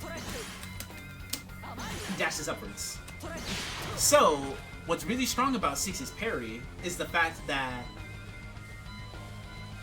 it enables him to, say, contest certain pokes and neutral options that your opponent's committing to. If you, like, read that they're gonna commit to a poke, you can just go, oh! This parry is also active for 18 frames, which is a good amount of time. And it doesn't have that much recovery, see? Kinda hard to punish. See how fast he can do it? EX parry also has only 14 frames of recovery. Well, 13 frames of recovery. So it's kinda hard to punish. Pretty quick.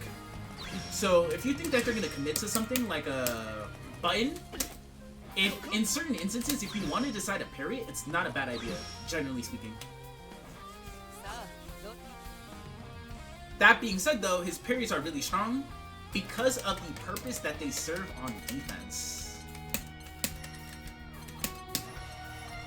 This move is probably one of the best reversals in the game. So in terms of why his parry is so good on defense, 1 second, I need to map my spot rush here to just demonstrate this. So, if you parry 6, right? If you attack this character and you parry him,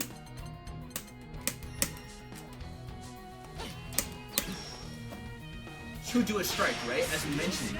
But why his parry is so strong, this applies to any version of his parry. You cannot option select it like Niers or any other characters. If you activate his parry, you are stuck. Look at my inputs in the top left corner. I can't spot dodge it. There's nothing I can do. This is not a bug. His parry has functioned like this since vanilla. This is why his EX parry is so strong. And it's frame 1, and it beat strikes. And once you activate it, there's nothing you can do. But you can throw him out of the parry. That is one thing that you can do. But it also works versus fireballs though. If you're curious. See? It also works against fireballs. So that's what makes his defense really, really strong. The fact that he can threaten with parry. So we covered, honestly, a lot of 6's options here. The biggest thing I want to cover next is his buttons, his ults, and that's mainly it.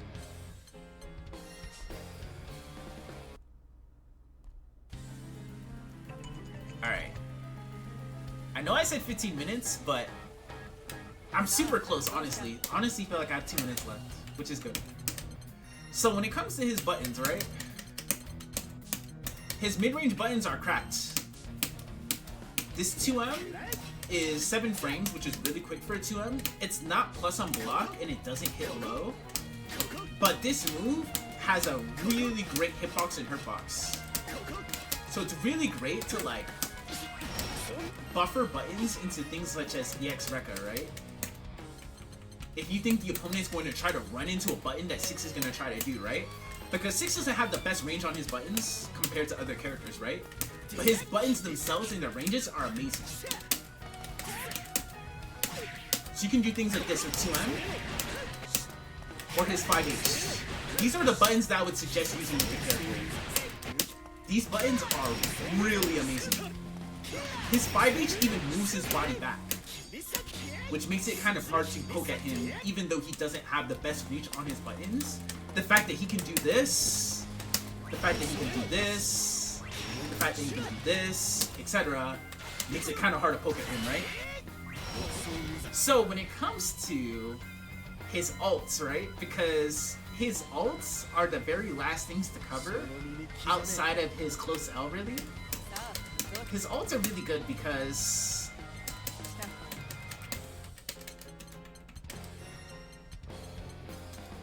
let me actually, okay. Record replay is actually good for this, okay.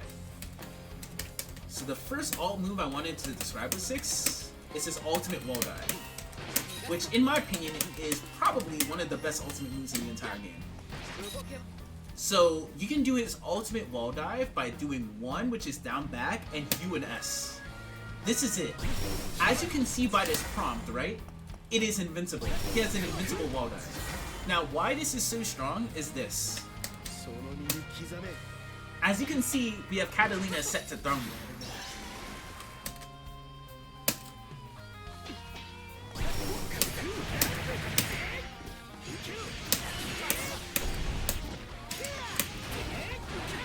If the opponent throws you with 6, if you think that they are going to throw to try to beat your EX parry on defense, do this and you get a full combo. GG. You can also use this on offense to bait the opponent's throw, which is very, very, very, very, very strong. I can't emphasize enough how good this move is. It is seriously incredible. You can do things like this. I watch for it too much. Dang, it's kind of hard to time. Oh wait, I should do it from 2 and 4H, because I'll be plus enough.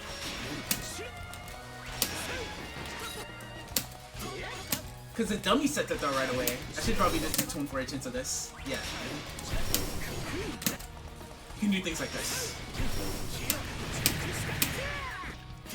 So the reward that he gets from baiting your throw on offense or defense, or trying to get 6, trying to get you to throw him by representing parry with his ultimate wall dive is very, very strong.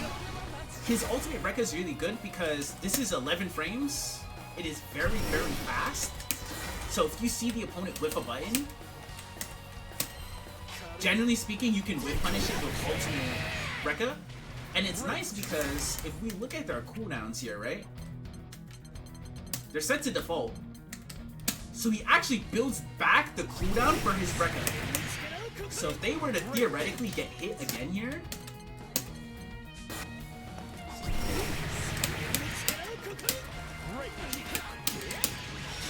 I can combo to my EX Rekka. That's why it's super good, because it enables him to conserve his cooldowns. His ultimate parry is just a better parry. In all honesty, the only thing it's really good for is his ultimate parry gives him access to a parry when his EX parry is on cooldown. As you can see here, right? I can't threaten with parry normally because my parry is on cooldown. but I can still do ultimate parry. So currently what I love doing with 6 is I do EX parry, they throw my EX parry. What do I do next wake up? It functions the same as EX parry though, in that it beats strikes, but it loses the throw, and it can also beat fireballs, which is really, really good. So his EX, well, his ult parry is really, really good at that.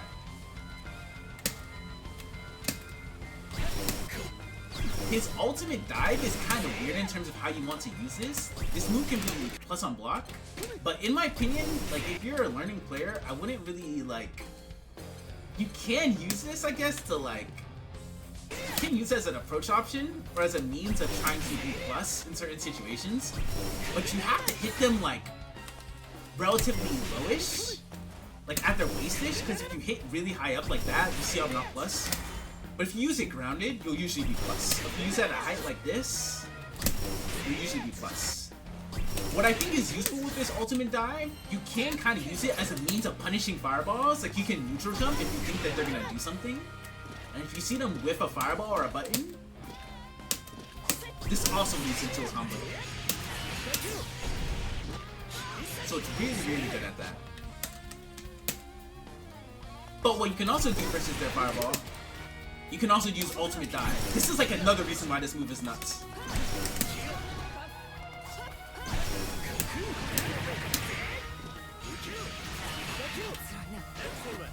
In my opinion though, that's the gist of what you want to be doing with 6 in a lot of situations in neutral.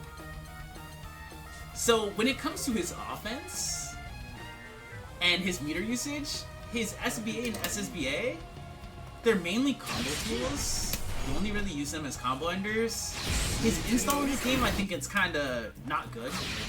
But if you're curious as to what his install does, it's like Yang Sei Endu, where it clones his special, well, it clones his special moves and his buttons. So as you can see, everything he does hits twice. But it's not good because his ultimate moves are kinda nuts, and he has better ways to spend meter. Yeah, his ult dive and his ultimate moves are just really, really bonkers. The very last thing to note with 6 is the main things you want to be doing with him in pressure.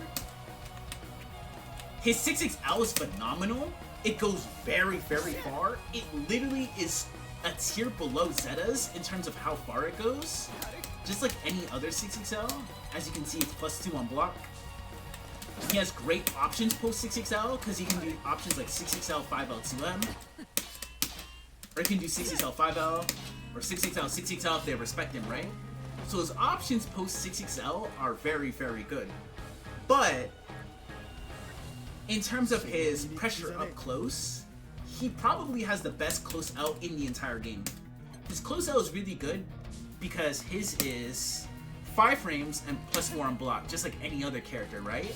But here's where it gets cursed. He's like Grimnir in that his close H hits twice. It's safe on block, right? As you can see here, -3 on block. He can cancel both hits, by the way. And it's 8 frames. His 5H is also 8 frames. So no matter the distance you are at with 6, if you do 2L close L or close L close L, you'll get 5H.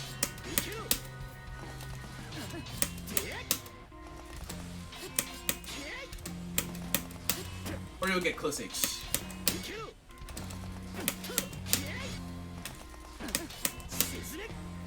The reason why close H is really good here, if he lands a close H from his close L, so if you're threatening with pressure like close L, like this, right? The reason why it's strong of him is his close H on normal hit combos into his 214H, which is his EXR. So he basically has more ways to combo into moves and options than he normally used to. His 214H used to be harder to combo into because you could still combo into close H, 214H in vanilla, but because close L's were less plus, he was not able to do this on normal hit. But the fact that he can do this in Rising on normal hit is nuts. Like, it's super, super, super, super, super good. Great. So those are the 6 block strings and the pressure sequences I suggest. 2L, close out, close H, close out, close H, and like close out, close H. These block strings and these options with the character are really, really strong. As well as abusing his 6XL.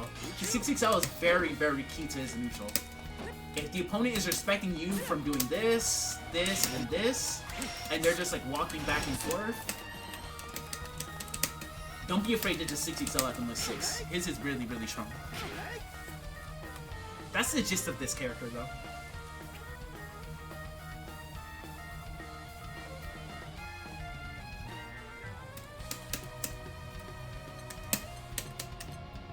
If anyone has any 6 questions, feel free to ask them. Otherwise, I'm gonna go on to Lance. So you're like, oh my god, this is taking so long. Is 5M any good? It's okay. Like, it's okay as a poke. It's not as nuts as his 2M and his 5H. It has like pretty decent reach. It's not really something that you use a lot with 6.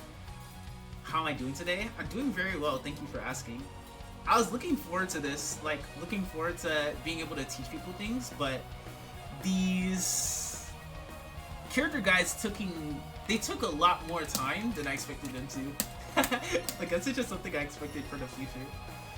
It's not bad that they're taking time. I just want to be like considerate of other people's time, right? The reason as to why his 5H is so good is it's 8 frames and it's a heavy, so it has more priority than his 5M, which is 7 frames, which is a medium, right? On top of the fact that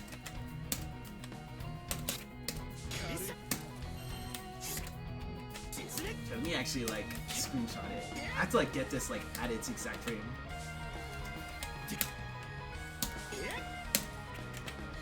Too late. Ah!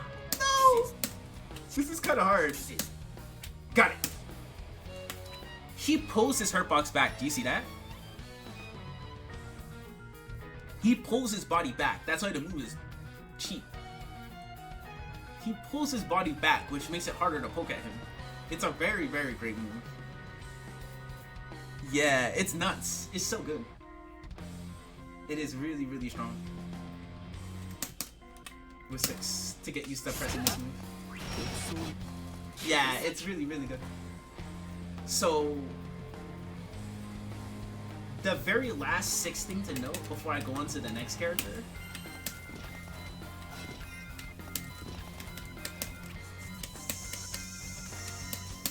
This show like Belial 2H, I think this is a good thing. What's super good about 6-2H, let me actually just set myself standing so I'm like easier to cross out. 6-2H is nuts because not only is this a godlike anti-air, it literally hits behind you. It's like one of the only anti-airs in the game that still hits behind them. So it's really, really godlike anti-air. You want to anti-air with that, light parry, or EX parry. Make sure you use the easy input when you're anti-airing with parry. It makes it a lot easier and quicker to do. In terms of the anti-air combo, as a one last aside that you want to be doing with 6, if they don't press a button when they jump, this is something that's a bit more advanced, but you can react to them not pressing a button when they jump with 2 and 4H. So you can do things like this. Which is really good. Another thing that you can do, if they press a button when they jump, you can confirm the counter hit into 2AH.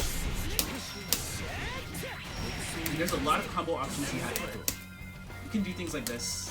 I came on doing EX circle by accident.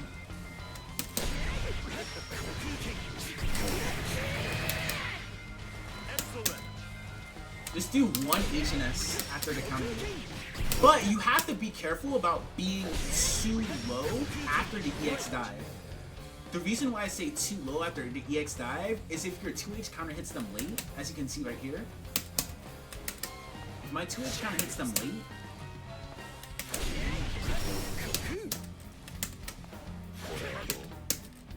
and they're too low. Okay, let me like do it a little late JL. I could just do JL. I'm gonna do this really late.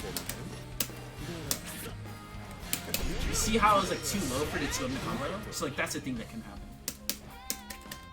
So you have to make sure you're not low enough. So we did Belial, which took forever. We did 6. And we did Grimnir. Grimnir I feel was probably one of those shorter ones. So next we can just cover Lance. We have Lance, Percival, and Nier. Dang. Okay, Lance and Percival I don't think are gonna take long. Lance is my character, so I can explain him super fast. Nier's about to be 3 hours. Nah, I got the Nier speedrun, trust me. Okay, so Lance. Best way I would describe this character, this is actually the character that I've played in this game since launch and is my main character in this game. So, I played Lance since vanilla, so he's a character I understand very well, and I could probably explain pretty quickly. He is a high mobility character who has a lot of screen presence. The reach on his buttons, just like 6, it isn't the best, but he has a lot of ways to close the gap and make it difficult for opponents to keep him out. So for starters, Lance wants to threaten with Wogenstrom. Wogenstrom is a very strong fireball, which is his 236X, right? He has 236L, 236M, and 236H.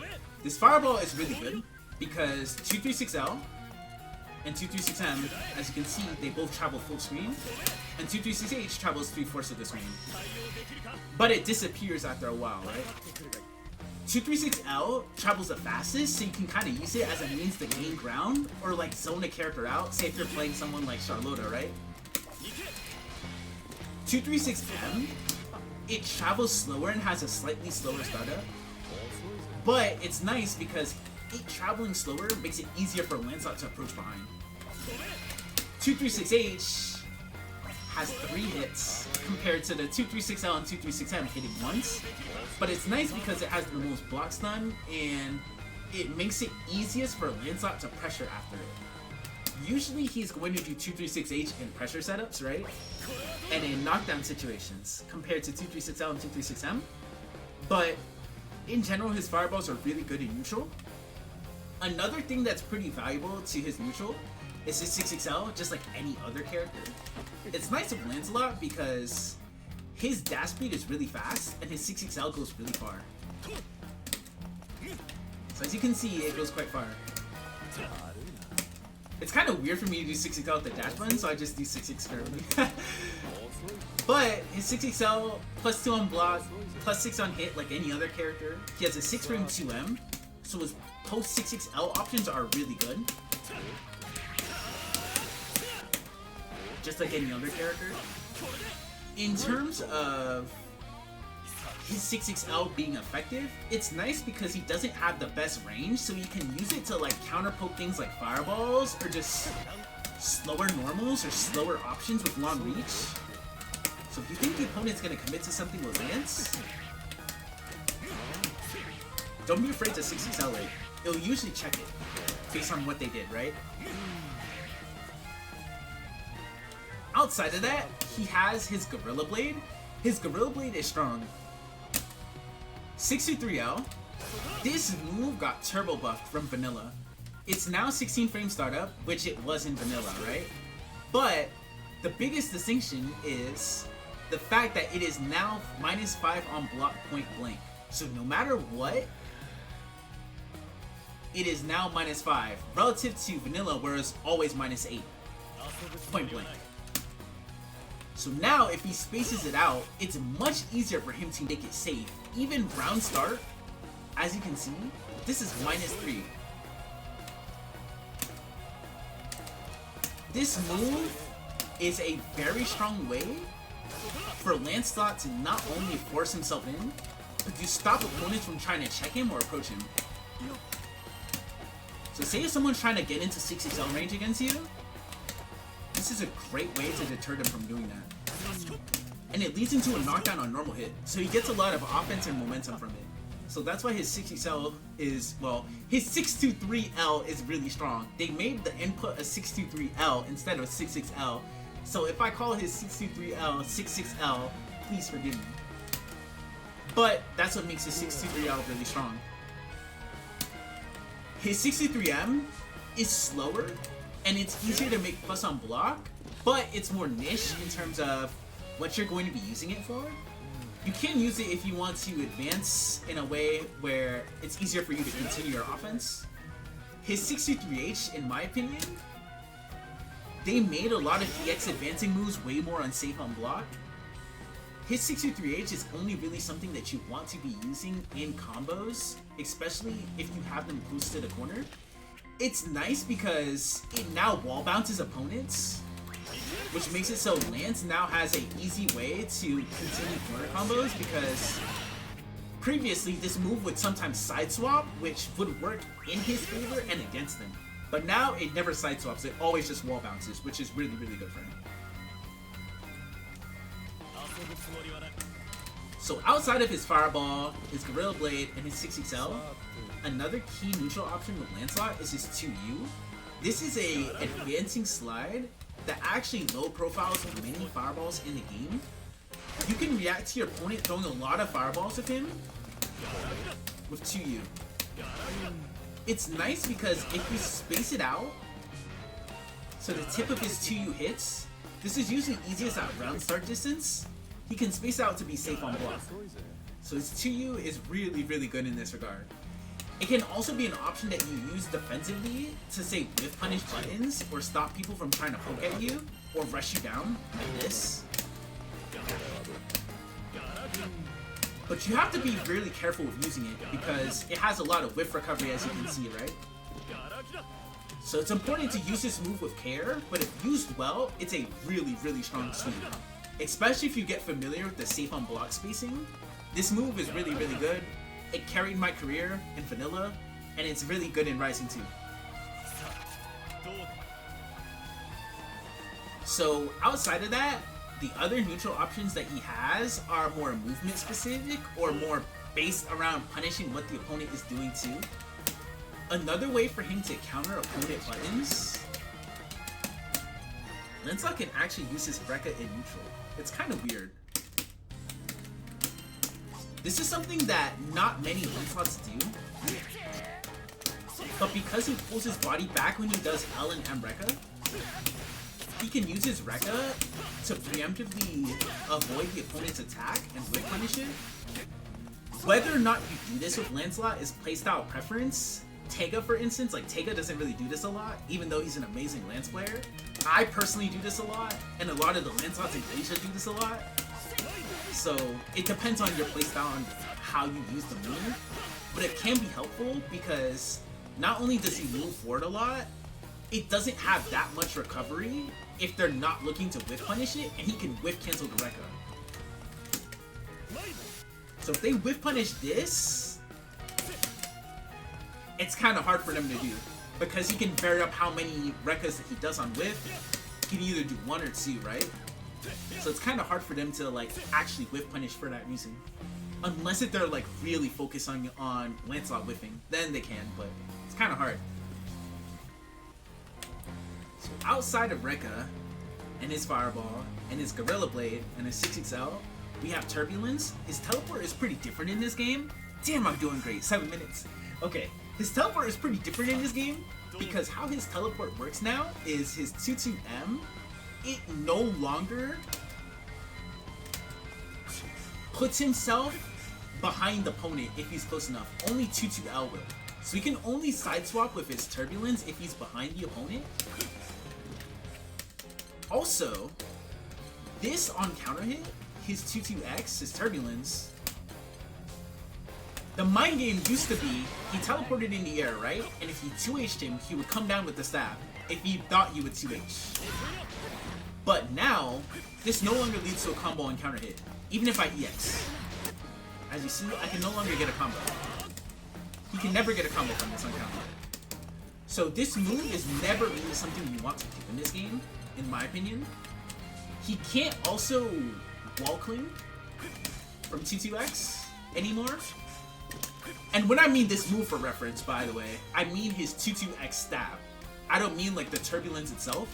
This move is still a really valuable and a very good neutral option. There's just no reason to stab.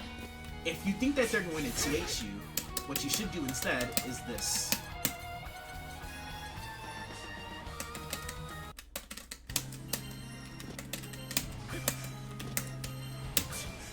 Because you fastball, you avoid their 2H, and you can punish it.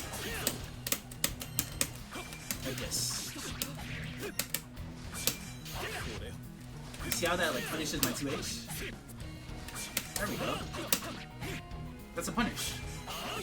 So he can still threaten with jump U out of his normal jump, and his forward jump, and his turb to like try to bait you for 2Hing him. He just can't do stab anymore. Like this move is just not something you want to do if you play the character in vanilla. So now that that move is out of the way, it's a very useful movement option. It's a very useful pressure option too, like that.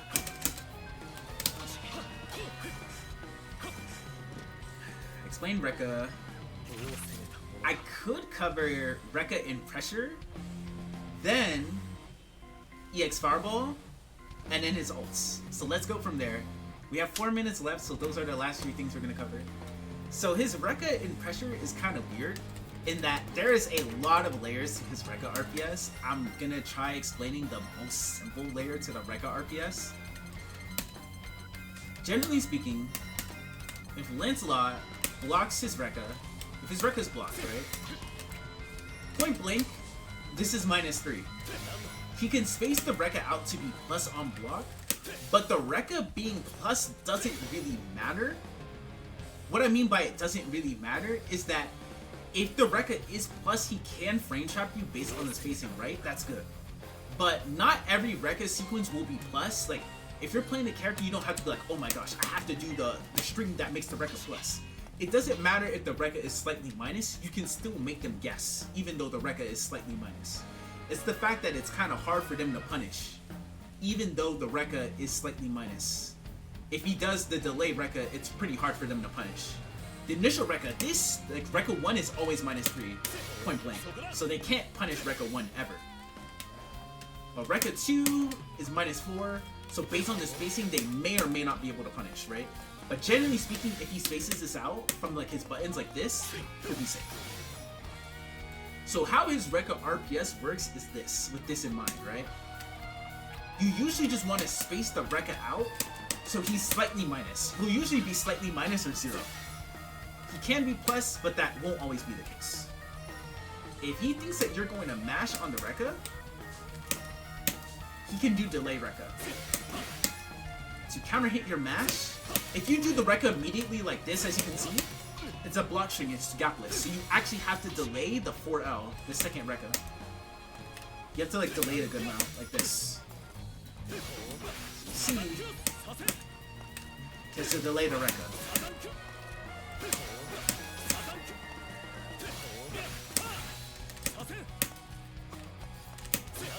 Just to delay the Rekka a lot in order to frame trap. Now, this will combo and punish basically anything that they do that's not invuln. If they mash a standing button, you finish the Rekka. If they mash the crouching button, you get a combo because he's +5. He only gets a combo on crouching counter hit from the Rekka.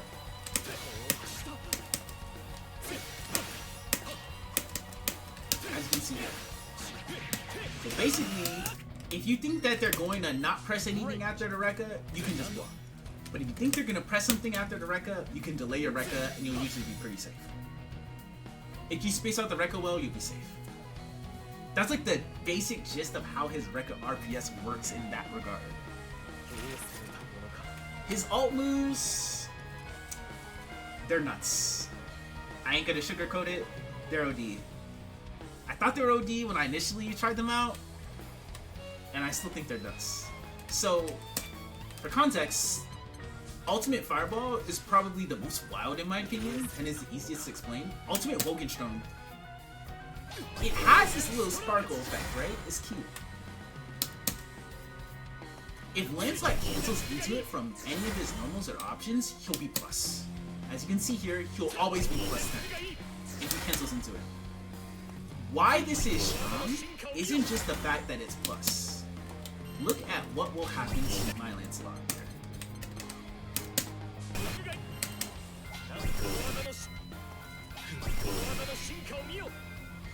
It looked like my game was lagging, right? Believe it or not, it actually wasn't. Ultimate Fireball slows you down on block. And it also slows you down on hit.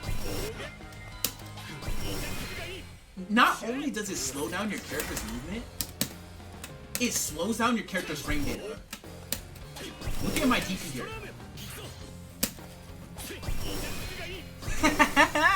So it slows down their buttons, it slows down their movement, it slows down their specials. It is ridiculous in that regard. It is very strong in pressure and in neutral to use it to try to set up situations where it's hard for the opponent to move away from you. Where if you're trying to chase someone down, you can do this. You can be like, alright, 60 cell. Or you can cancel into it to continue your offense. So it's very, very good for you. This move is amazing though. Like it's really, really, really strong. It's very great in pressure, in neutral, and on offense. Ultimate Gorilla Blade. This move is not immune to projectiles like 6's, so you can actually stop this move. But Ultimate Gorilla Blade is still really good because it's -4 on block, always leaves Lancelot outside of gun range. So generally speaking, if the opponent commits to something in neutral, like you see how it lands set to commit to a 5H here? His Ultimate Gorilla Blade will usually punish it, but it gets even more wild in that it crumples on it. So what he can do now,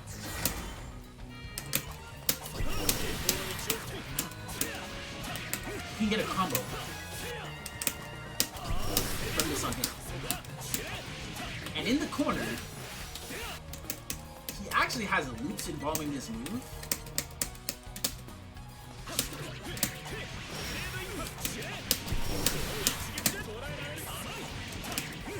Where he can either continue to loop, or side swap, or commit to many various options that enable him to continue his combo or continue his offense.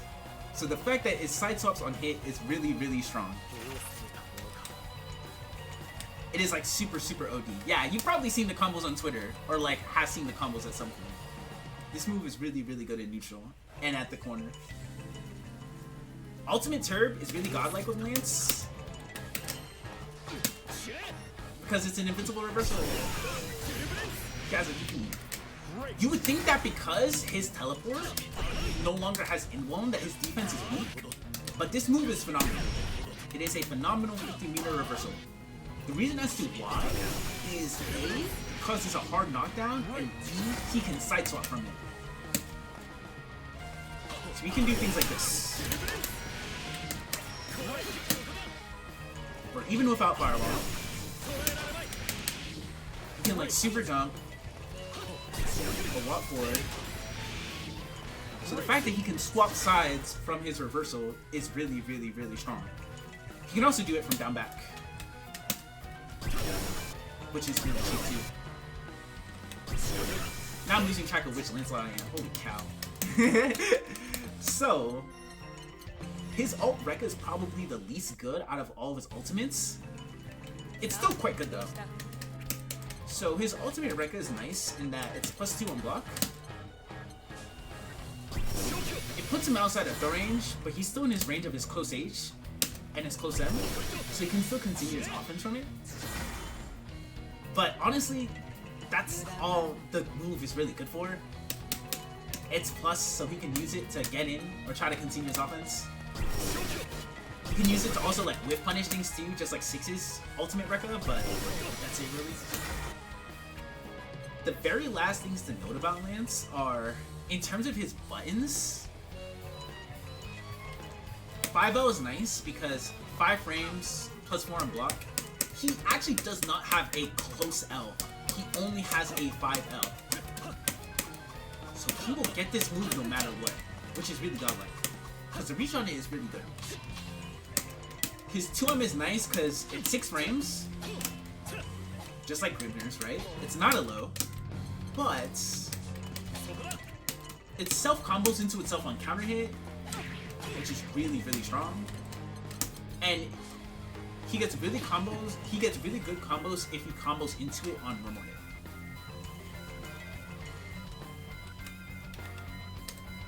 So now onto this pressure segment, because this also kind of lends itself into pressure. Lance's close H hits twice, right? 7 frames. It's actually faster than 6s. 7 frames and hits twice. Both hits cancelable just like 6s. So the pressure strings that you really want to threaten with Lance are this. 2L, 5L, close H, if you're close enough. It's really strong. You can also do 5L close H if you're close enough.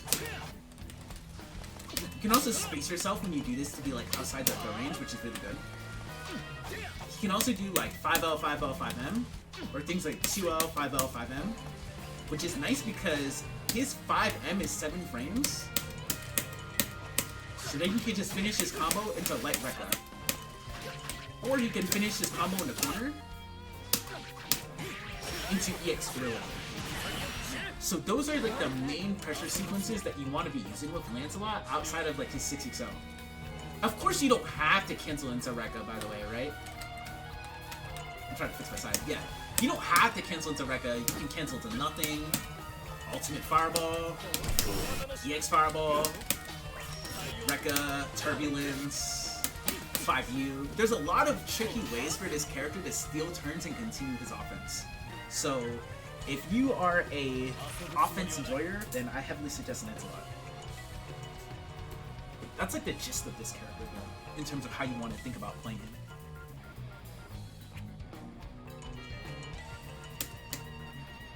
Anyone has any Lance questions, feel free to ask.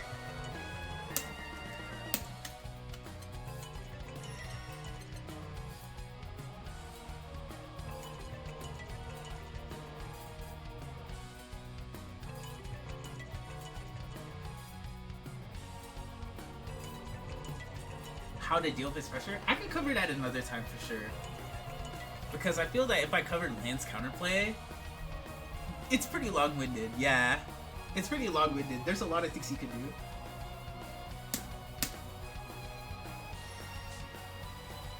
So Percival, pretty cool character.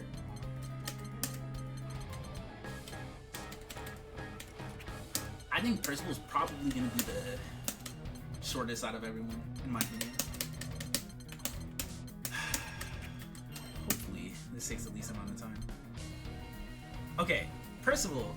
This is a character who Romola used to always describe Percival as sole bad guy with Kai buttons. And in this game, I don't really think he's sole bad guy. I think he's more just Kai.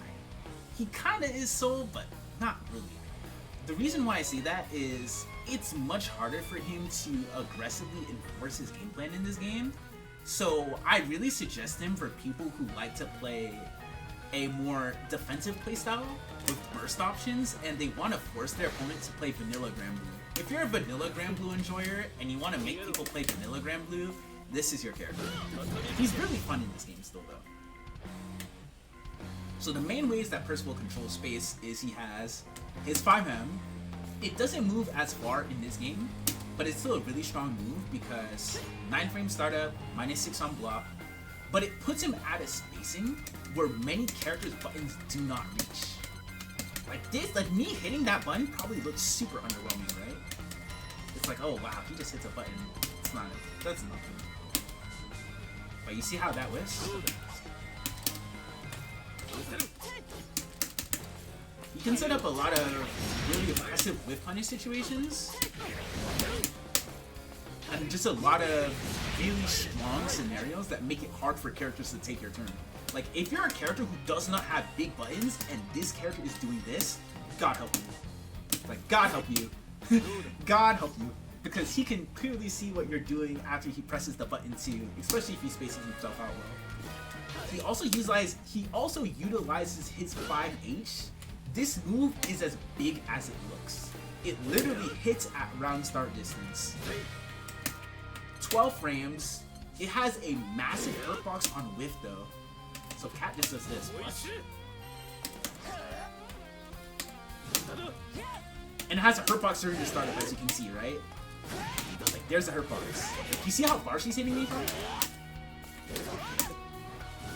So that's like the downside to the move. You don't want to whiff this 5H, but if you don't whiff this move, it's godlike.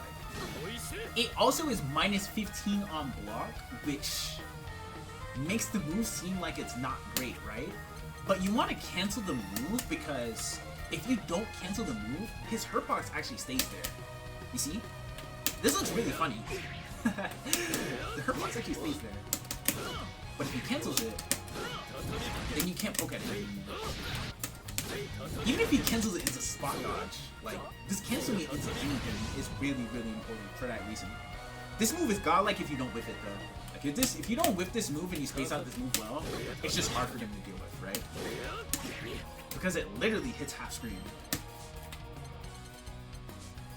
He also utilizes his 2M, which covers less space than his 5M, but it's nice because it beats other buttons and options that 5M and 5H used to, and enables him to safely control space relative to all of his other buttons. I think this is literally his best button. This button is phenomenal. It may seem like underwhelming at a glance, but it's so good. I like whip punishing and just contesting other characters' buttons. But you can also whip punish with 5M too. You just have to like be mindful of your spacing.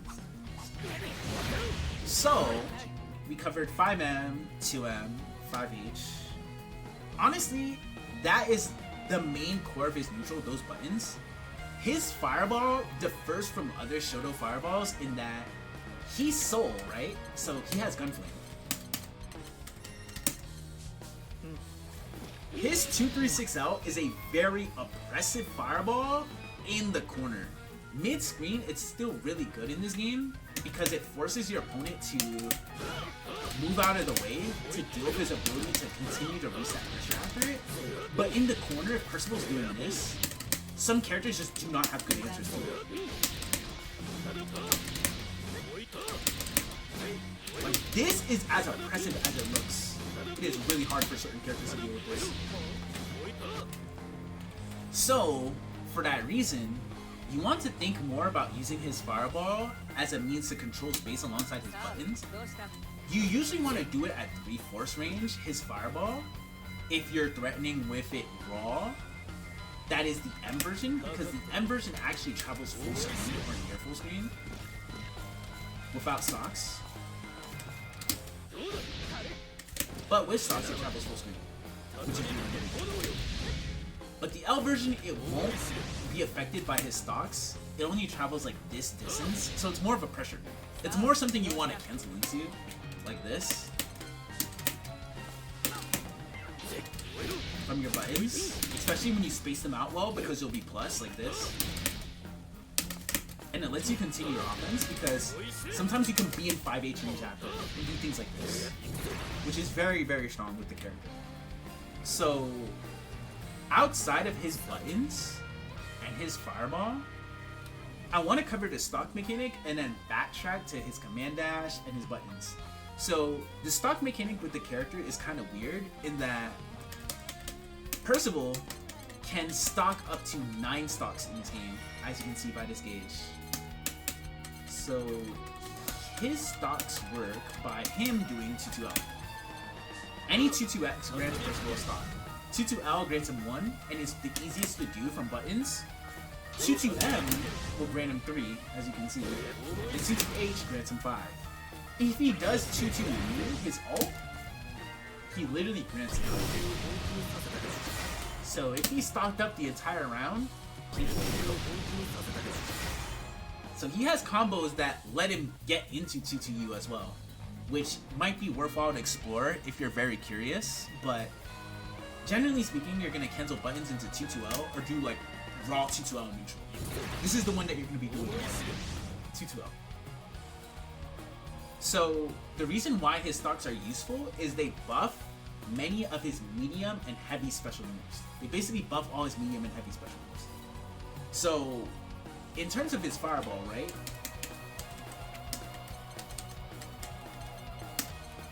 Two 3-6M, as we see here, right? It doesn't knock down, but with stocks, knocks down on minimal hit. Same with 2-3-6-H. Knocks down with stocks, but without stocks, no knockdown. His stock 2-3-6-H is really good as a fireball because, as you can see, it travels full screen and is really active. So you can use it as like neutral stun, GG. You can use it as a really strong means to just approach and just disrupt what the opponent's doing. Like if you're trying to beat other fireballs, it's really strong at that too. Other ways he can spend his stocks are on his command dash and his DP, which I shall explain right now. So his DP, just like any other character, is a standard DP in that his light DP has no invuln and it can be air blocked. His MDP has invuln, right? It's 9 frames. It has invuln, but this move is kind of weird in terms of how it works in that you can't air block it if he does it late. Well, if he does it, yeah, you can't air block it if he does it late. So if it hits like really low, like this, as you see, that's air unblockable. But really high up like this, you get it. So you can air block that, but this changes with stocks. If Percival has stocks though, no matter at what point they block the DP, it is air unblockable and it does more damage. Which is really good because this may seem underwhelming at first, but if they jump at Percival, especially from ranges where his teammates may whiff, like this, it makes it really hard to jump at him with stocks.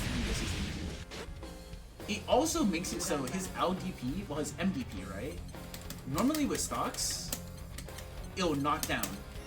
But without stocks, it won't knock down. So that's what's really good about this. It actually knocks down with stocks. It's a great way for him to spend stocks, especially because it's in. So that's his best DP. His EX DP, in all honesty, this is always inborn. It can be used in combos, and it usually is because it does more damage, but other than that, it's not that great. It will spend the stock if you have it. Like, Percival doesn't have the ability, if he does a medium or heavy version of his moves, to not spend the stock. He always will spend the stock if he does the medium or heavy version of the move, generally. But it's not as fast as a reversal as the MDP. So if you're trying to break out of a situation on defense, because as you can see here, oh wait, EX DP 11 frames, MDP 9 frames. So his medium DP is actually faster. So his medium DP is the main DP that you're going to be using on defense. His EX DP though does do more damage, which I guess is a little minor point, but it's not the biggest thing. So when it comes to Percival's command dash, right? Because now that we covered his DP, I think that's the most important move to cover. His command dash is pretty unique in terms of how it works. So for starters, he has a 2-1-4X. The light version travels the least distance. The medium and the EX travel more range. Well, the light and the medium and the heavy cover more distance. The EX has the same range as the light actually, but it travels faster than the light. It's like weird to explain, but as you can see, the light travels like this with EX. It's faster than the light, but it's the same distance as the light. But the medium goes the furthest. So generally speaking, Percival, out of his command dash, can threaten with 2-1-4XL. This is a low. with stocks, if he does the medium version or the heavy version with stocks, this actually knocks down one hit. If he does the heavy version with stocks into the light follow-up, he can actually follow up in the corner even on normal damage, which is really good. But generally speaking, he can't follow up from it mid-screen. Unless if it counter hits. If this counter hits, then he can follow up from this mid-screen. Like this. But, generally speaking, he can't follow up from it otherwise. So, when it comes to Percival's stocks, and how he wants to use it, generally speaking, you can try to use the 214ML or the 214HL as low options that you can threaten with, especially this in the corner, because you get the combo. But generally speaking, the main purpose this serves is it beats people trying to take their turn after Percival's buttons. So as you see here, we set Cat to do 2M, right? We're beating her, taking her turn after Percival's buttons. Now, if they respect this move now, because the Percival player is just doing this all day, right? What we can then do is Mocked, which is any command dash into M. Mocked is really good because it's +3 on block and it leaves Percival in third range. So Percival can threaten with Strike though after they block this move.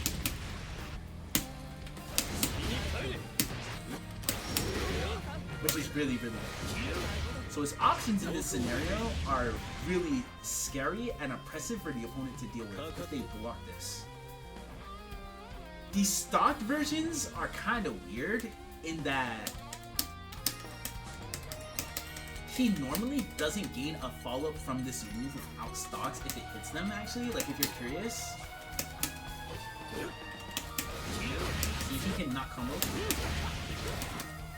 But if this combos the opponent with stocks, and it counter hits, right? It combos them with stocks and it counter hits, they die.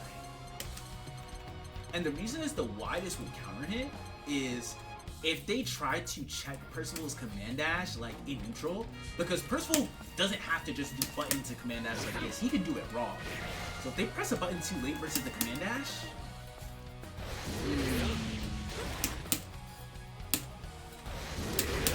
they die. Like, this starter is really, really high damage.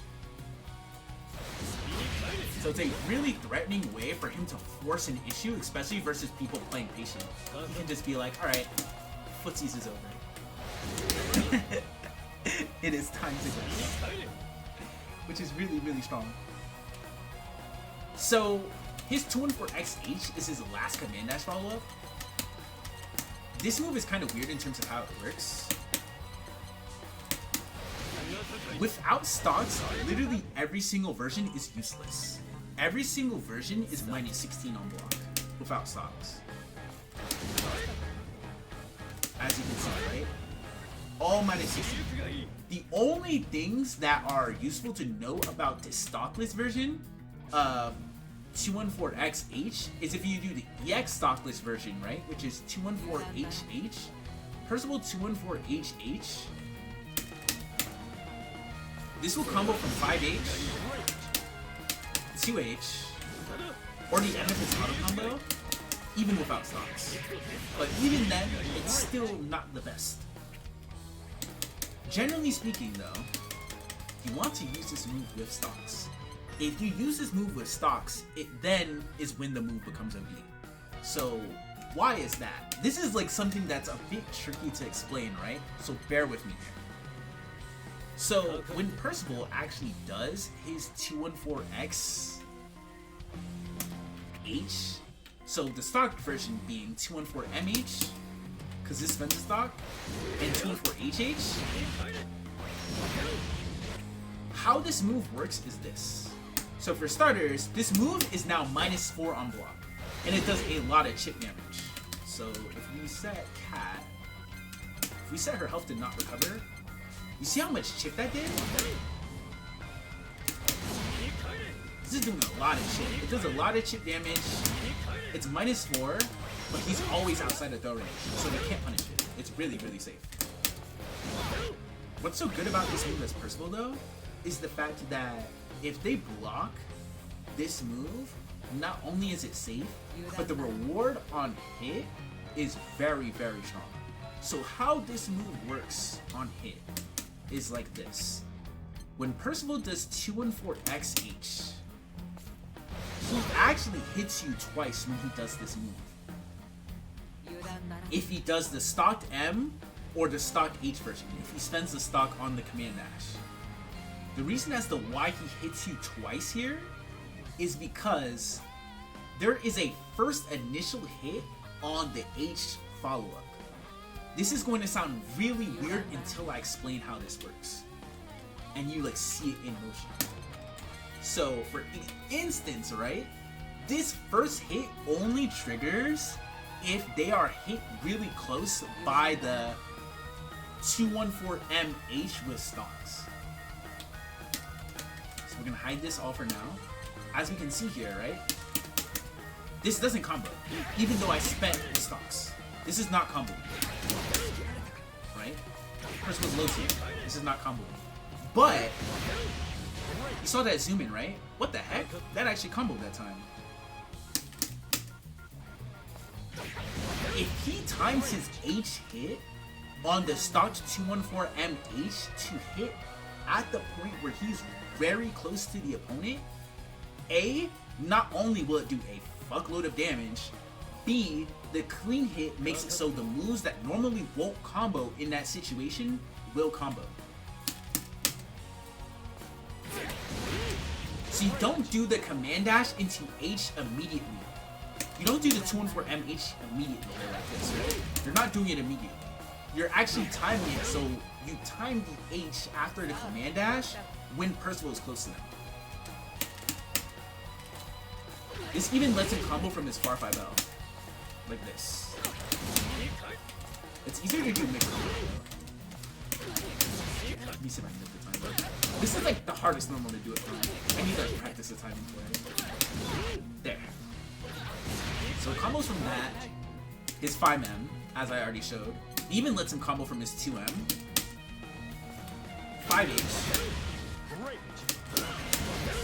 I'm doing this too. There we go. And his 2.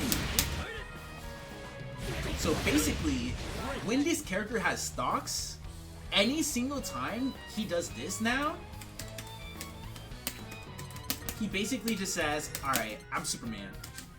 If you hit a button, doo-doo, it leads into hella damage. So that's what's something that's really, really strong about Percival.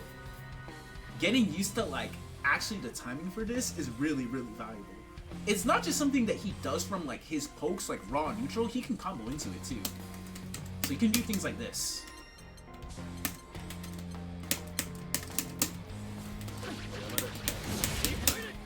Like that. So you can combo into it as well. So it's not just something that you do raw and neutral. It's also very valuable for his combos because it helps his damage output a lot. Like this move, the medium version, 214MH with stocks is the character's moneymaker. Like, it's got one. You can also do 214HH if you want to spend the stocks, but it's more valuable to actually just... I mean, if you want to spend the command dash, but it's most valuable to hold on to the command dash so you can threaten with the EX low with stocks in the corner, which is really, really good. That's a tip I actually learned from Virum. Shout out to Virum.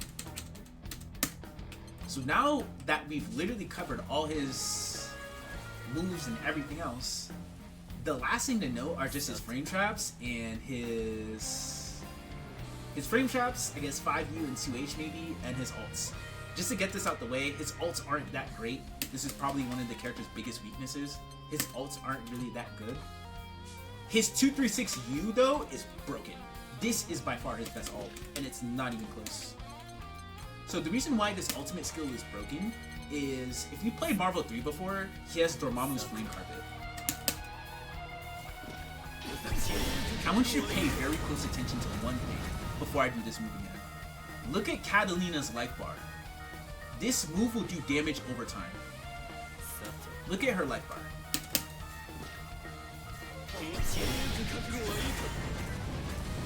The move does 2.5k damage over time.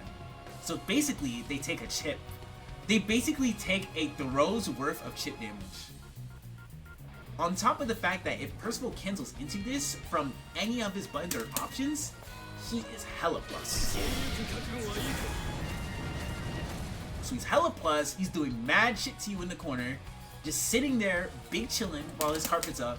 He's big chillin' and he's winning. And you have to deal with this character threatening with these buttons while he's cornering you. So that's why it's a really, really strong ult. But as you can see though, this actually does not travel full screen. So it's not like he has like a fireball ult that he can throw out like other characters. So that's something that makes it a bit of a downside. It's really strong in pressure, but not the best of the best. It's really, really strong in pressure though. His 2-1-4U is basically a buffed version of his Fafnir. No matter what, it's +4 on block, so he can always continue offense after it. I say always with an asterisk, but I more so mean usually, because if he does 5H into 2-1-4U, generally speaking, he will be outside of his 5H range. Sometimes he will be, but like at this range, for instance, you'll see I'm outside 5H range. But if he does it from a medium, he'll usually be inside the range of his buttons, whether it's his mediums or his 5H. So it's a really great way to threaten with just poke into, as you can see here, it's a really great way for him to threaten with poke into knockdown. Especially if he doesn't have stocks. Like if he doesn't have stocks, this can be pretty useful to consider spending. But if he does have stocks, right, and his clean hits, believe it or not, it will spend all of the stocks that Percival has. You see how much he did? Excellent. If he has 9 stocks? Pretty nuts. Excellent. Yeah, it's pretty nuts. So it does mad damage if he combos into the 9 stock 2-1-4U. This is something that's not the most match practical though. Like it seems really funny, but the 2-1-4U in general is really good. You won't hit them with the 9 stock game. It does spend a stock if you do this though. Like this spends a stock, but 2-1-4U does not. I mean 2-3-6U does not spend a stock. This, but 2-1-4U does. So that's something that's really important to note with Percival's ults. Honestly, his ult DP is kind of useless. That's what Viram told me, and I agree. It is slightly faster than his normal DP because it's 8-frame startup instead of 9 frames on the medium. But the hitbox isn't the best. It's, you get a knockdown, I guess. You can use it versus people who try to beat your medium DP because it comes out faster, so it works versus some setups. But I don't know, it's 50 meter. I agree with Viram, it's not the best. It's just really, really not the best. So his alt DP is just kind of whatever. It's something you can do, but we're using multiple meter on it, and we already covered 2-2, which gives him 9. That's basically the gist of his ults. So because his ults aren't the best, he usually is going to want to combo into his SSBA or his SBA. Especially with punishing with SBA is really strong with this character. Oh shit, I'm messing up. Dang, I'm too far out. What? Like this is really, really strong. Great damage, hard knockdown. Very, very good usage of Grimnir. Super good secret. His SBA is still really, really good. It's great versus even fireballs even. Oh wait, I forgot they got rid of the inborn. Shit! You have to do it like super late, I think. Yeah, you have to do it super late. They didn't get rid of the inborn, but they nerfed the inborn on his SBA very heavily, so he has to do it very late against fireballs. Same with his EXDP. It technically can go through fireballs, but it's really hard to time. You have to do it like very last frame like this. So you can do it, just really hard to do. it doesn't take an opponent's BP. Oh, is it SBA? No, it does. Let's see. I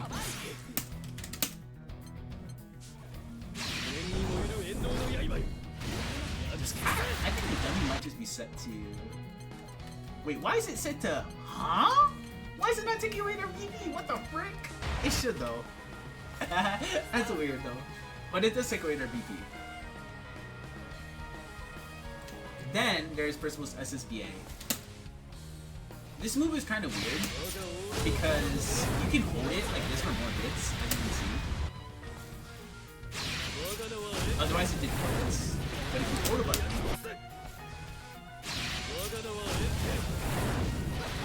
if you hold it for more hits, it does more damage. Honestly, you only really combo into this from up close. Otherwise, it's kind of hard to combo into it. That's all his SSBA is for. You can kind of use it as like an anti-air, but generally speaking with this character, you really want to anti-air with 2H. His 2H is amazing with stocks because you do 2H, 214L. Like, just always do this.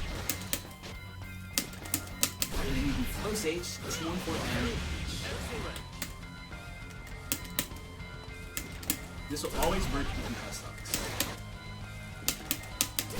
But if you don't have stocks, you can still go for great anti-air combos because you do this.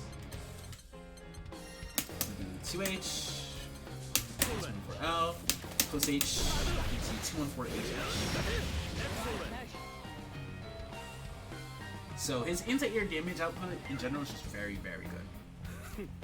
But that's it just of Percival though. I don't think people probably have that many questions on this character. I would be down to answer them, but he's pretty straightforward in terms of how he works. I guess the very last things to note, if you played this game in vanilla, his 5U, it only leads to combos in the corner. They nerfed his command grab. His command grab is useful in the corner, but it's kind of hard to use because there's a lot of ways to beat throw in this game. So it's not really something that you're going to use a lot, but it is pretty valuable in certain scenarios.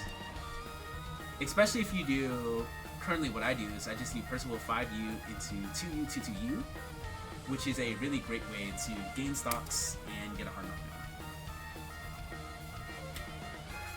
But in terms of pressure with this character, pretty standard Grand Blue pressure. Game Rising, his 6XL is kind of ham. Well, I mean, 6XL is ham, but his is just okay. His is alright, like it goes pretty far forward. His 6XL, his post 6XL options are okay, because he can do like 6XL, 5L, 2M.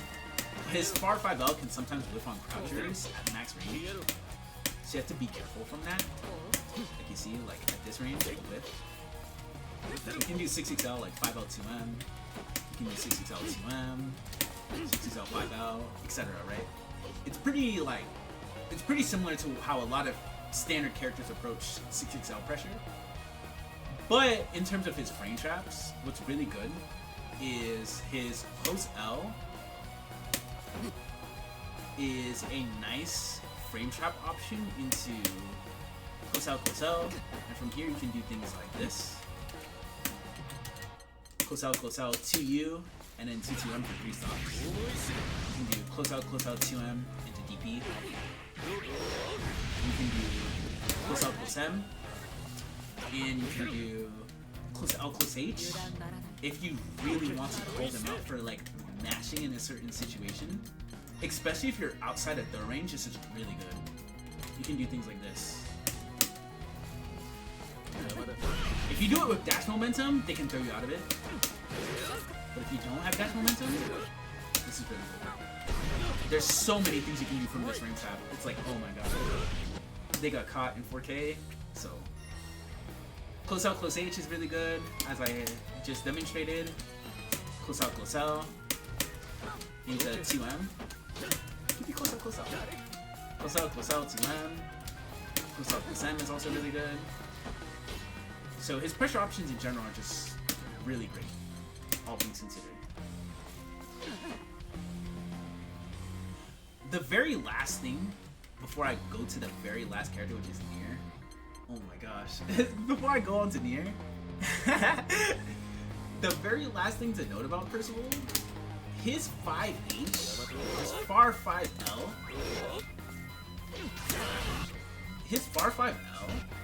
won't combo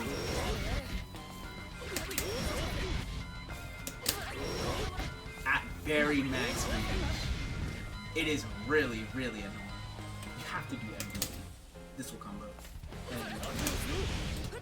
But this, so if you do a combo like this, sad. Like, not like this. So that's something that you really have to be mindful of when it comes to this character. Alright, Nier. Last character, let's go. Honestly, you know, I was thinking at first that I would probably spend 15 to 20 minutes on each character. But I am glad I'm spending more fleshed out time with certain characters and certain things. Because I think it's going to be pretty helpful for people. Even if the video is long and I'm kind of shrugging. And I'm kind of wincing mentally.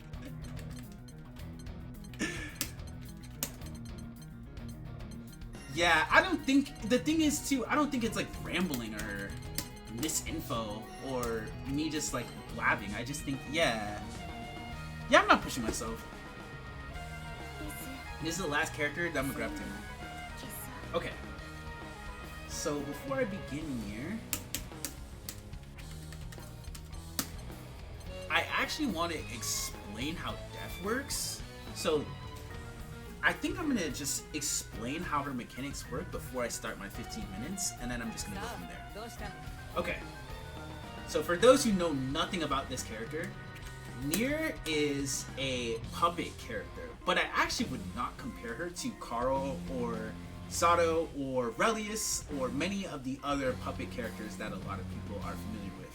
This character is very similar to Shadow Lapras from Persona 4 Arena Ultimax. I think that is the closest thing. In terms of how her mechanics work, if you look at the top left hand side of the screen, you see the number 13. That is Nier's death counter. It starts the match with 13. When Nier summons her puppet, which is Death, if she does any special move after summoning Death, it spends a stock. Images. What? Why is it spending my stock? What the heck?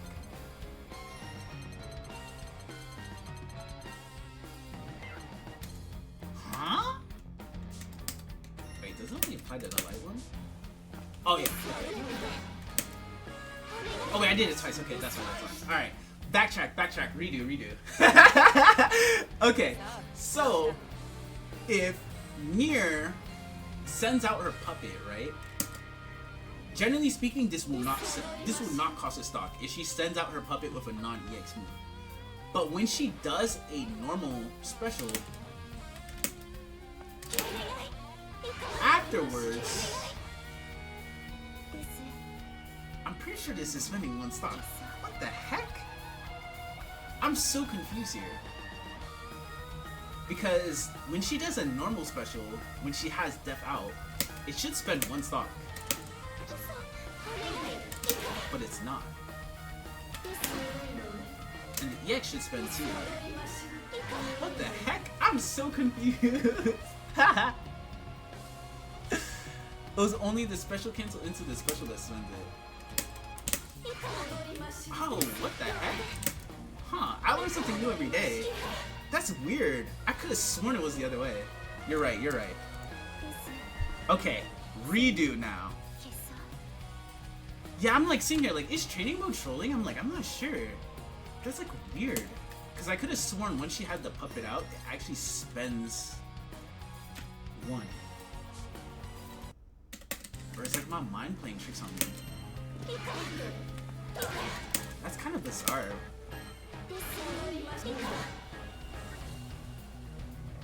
Task. I'm curious, Task. When she sends out...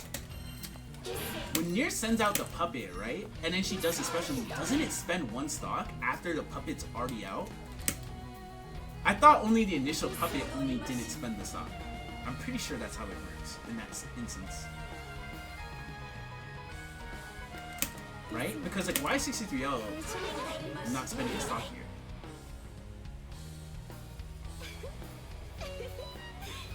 I'm pretty sure that's how it works.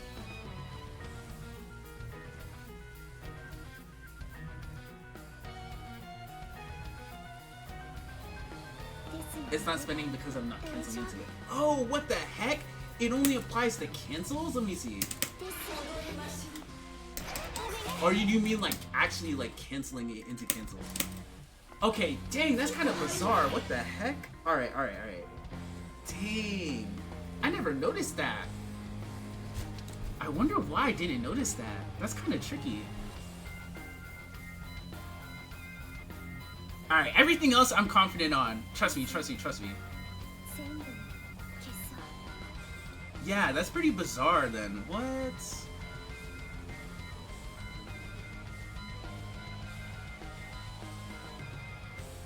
Yeah, exactly. Alright, so now, let's begin the 15 minutes of Nier from the start. I'm just gonna timestamp like the Nier portion, like right here, so like people don't have to like listen to like me like mentally working through that. Yeah, exactly. Okay, so as we covered before, Nier is a puppet character who is most akin to Shadow Lapras. She has 13 stocks of death, which can be seen in the top left-hand portion of the screen, right? So, every single time Nier cancels a special into a special, it spends a stock. So for instance here, right? If she does 214L into 63L, this spends 1 stock. Generally speaking, if she cancels a normal special into a special, it spends 1 stock, like this. But she cancels a special into EX special, it spends 2. And she can freely cancel up to 3 specials. So Nier has a 236H, well 236X, 22X, a 214X, and a 63X. So you can do 3 of them in a row. You can do 236X, 22X, 63X, and you can even do it on whiff. So let's do that. 236L, 22L, 63L. That all worked on whiff. So it doesn't only work on block or hit, it also works on whiff. That is something that is very, very important to know about the character, the fact that she can whiff cancel her specials. So when it comes to how she plays with all of this in mind and how she wants to approach playing neutral, I think that understanding the purpose of each of her death moves and then working from there helps out the most with trying to figure out this character, because she's pretty weird otherwise. So her 214L is an attack that sends death forward.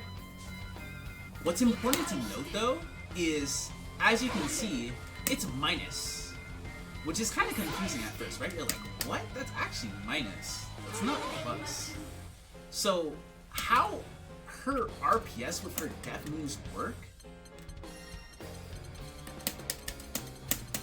If the opponent presses a button after blocking any of her death options, generally speaking, if it's a light move, such as her 214L, you can hit her. And this kills Death, as you can see, right? And while Death is killed here, she can't do anything with Death until Death disappears from the screen and she gains access to her cooldowns back, right? On top of the fact that if she wastes all of her cooldowns, well, if she wastes all of her stocks, right? She then becomes a very extremely limited character. If Nier has 0 stocks in this scenario, she can't do anything. The only thing that she can combo into is Raging Strike. She literally loses access to all of her combos otherwise. This is all she can do. Raging Strike or like auto combo.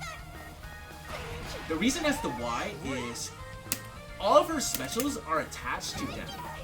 And a lot of her moves, such as her 5H, are attached to Death. So her 5H looks different compared to if she has Death which makes her 5H look like this. So as you can see, the puppet is no longer there. On top of this, look at my inputs. I'm trying to do SBA and SSBA. I can't do my supers. So you literally can't do your supers when you don't have access to death. She literally loses basically everything when she doesn't have this puppet alive, and her stocks get depleted to 0. And as you can see, the timer lasts a good amount of time. It's not 3 seconds, it's like good like 10-12 seconds. She can't do anything to regen it. All of what her 5U does, this may make some think that this like actually helps her regen the gauge, but it doesn't.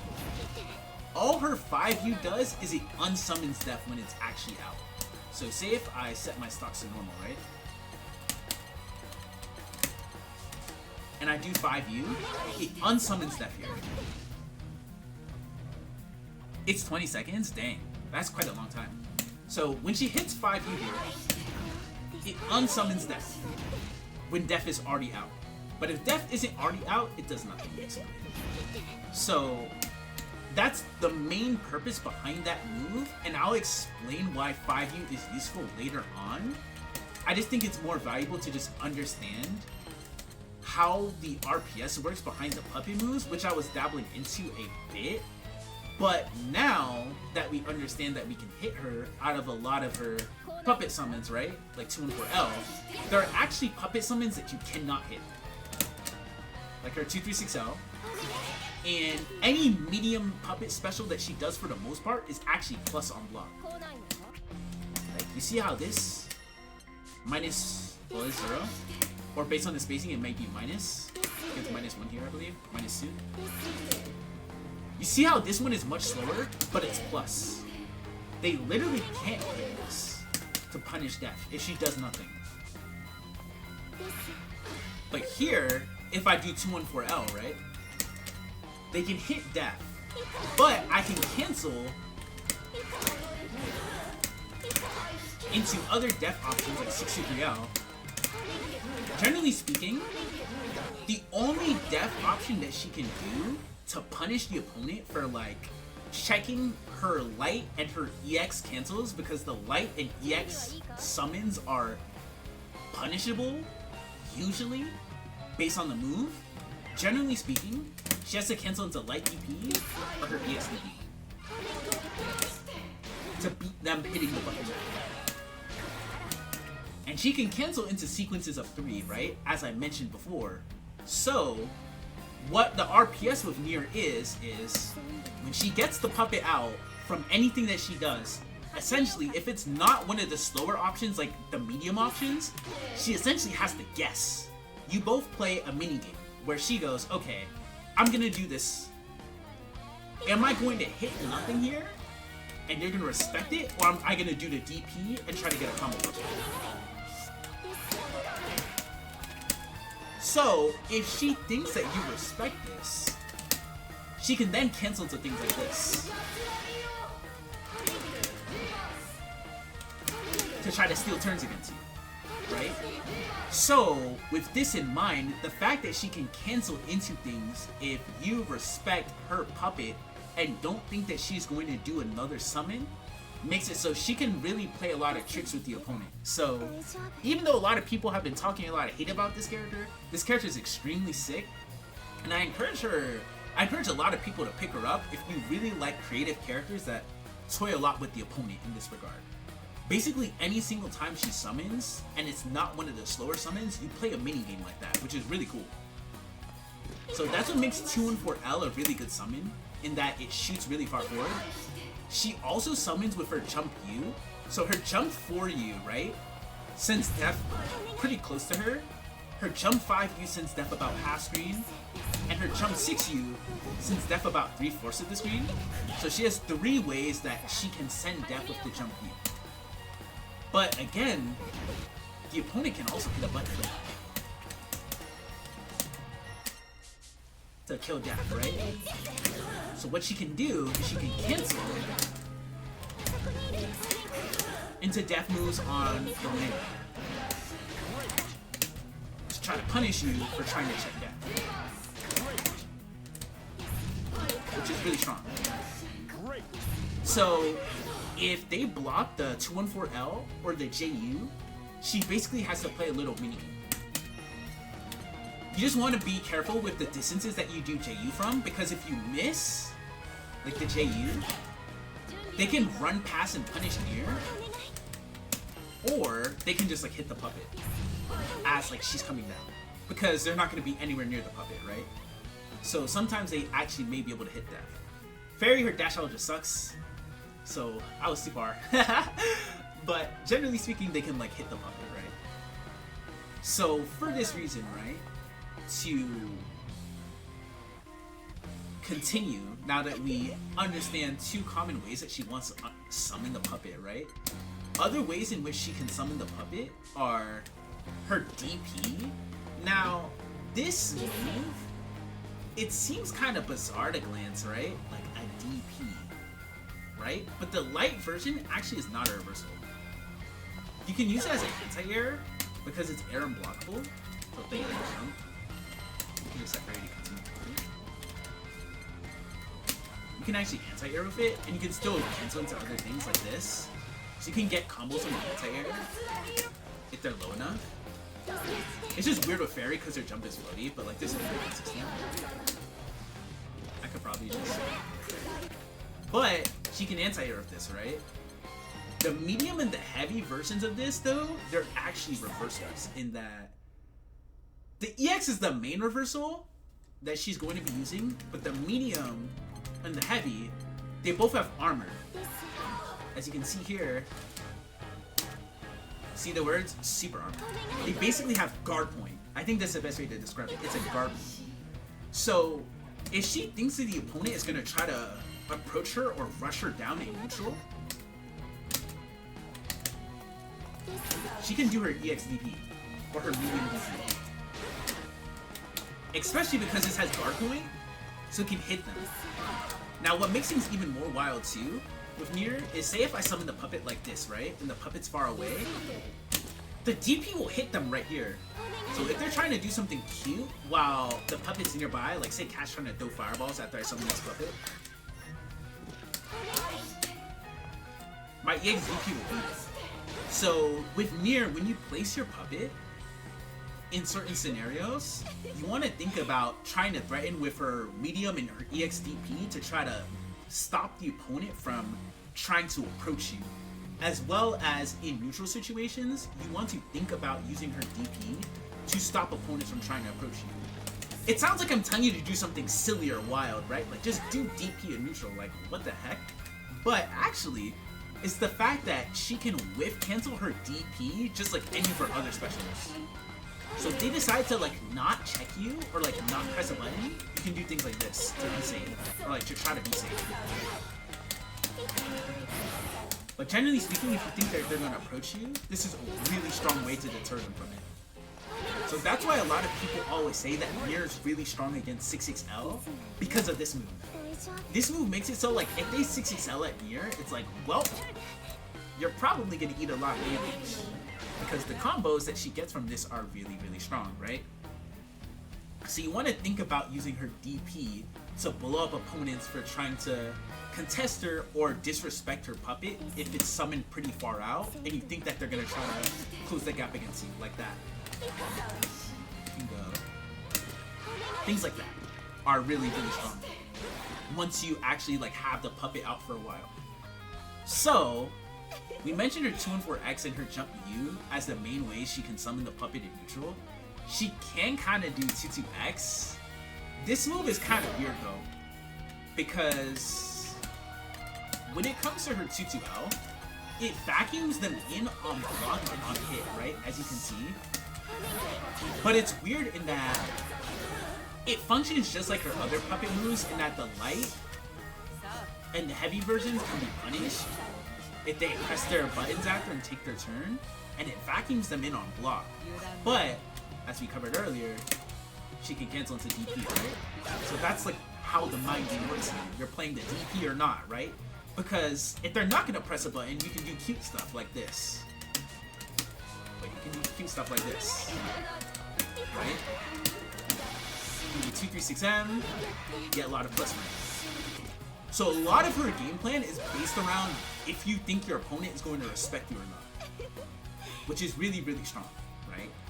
So when she has her 2-2L, the biggest thing to know about this move is that even though you can poke with it, it's not really something that you're going to be using in neutral as much as 2 and 4X and jump U, because it vacuums them in. You can threaten with other options from this though, like DP, especially if you make them not want to mash here.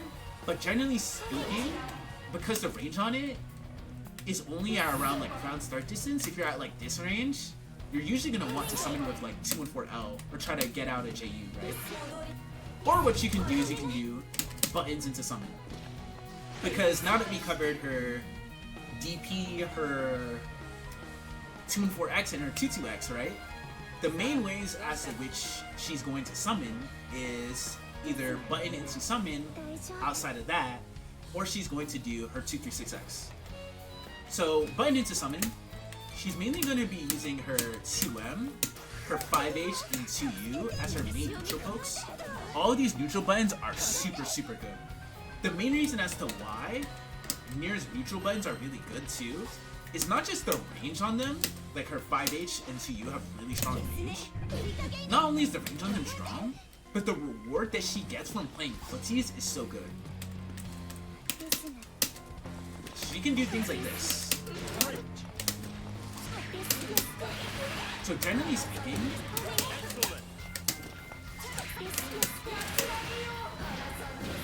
the damage on that situation is really, really high, and the corner carry from this scenario and outcome is super, super good. So she gets really heavily rewarded from playing footsies, as well as like, say the opponent just tries to 6XL at you, and you like place a button, and they get hit by like 2M into like 2 and 4H, 5H, 2 and 4H, or like 2U to 2 and 4H. It's like, oh, rip. Like, if they get hit by this, it's really scary.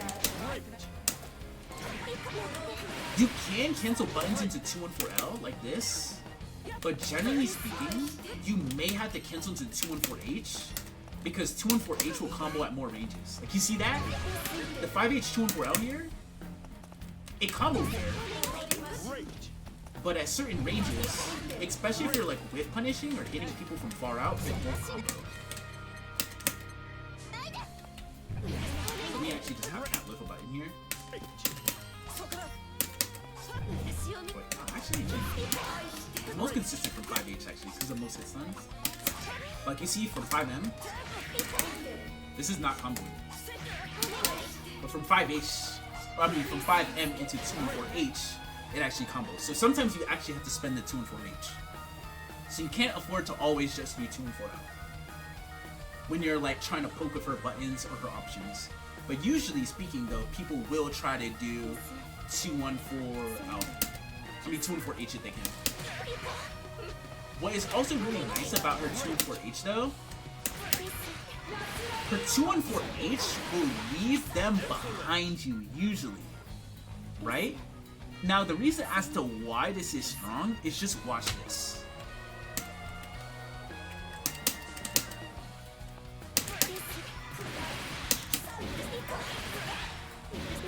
See, in this situation, Nier is able to create combos that not only loop into themselves with the puppet and lead into a lot of damage, but it creates scenarios where, because the 2-1-4-H, based on the timing, is usually going to be behind them, she's able to get really high damage combos mid-screen that sandwich and loop into themselves. So like, getting used to button into 2-1-4-H is just really, really important if you want to get comfortable with this character. Like, this is just really strong. And you can comfortably spend how many stocks you want to. You can do things like this even.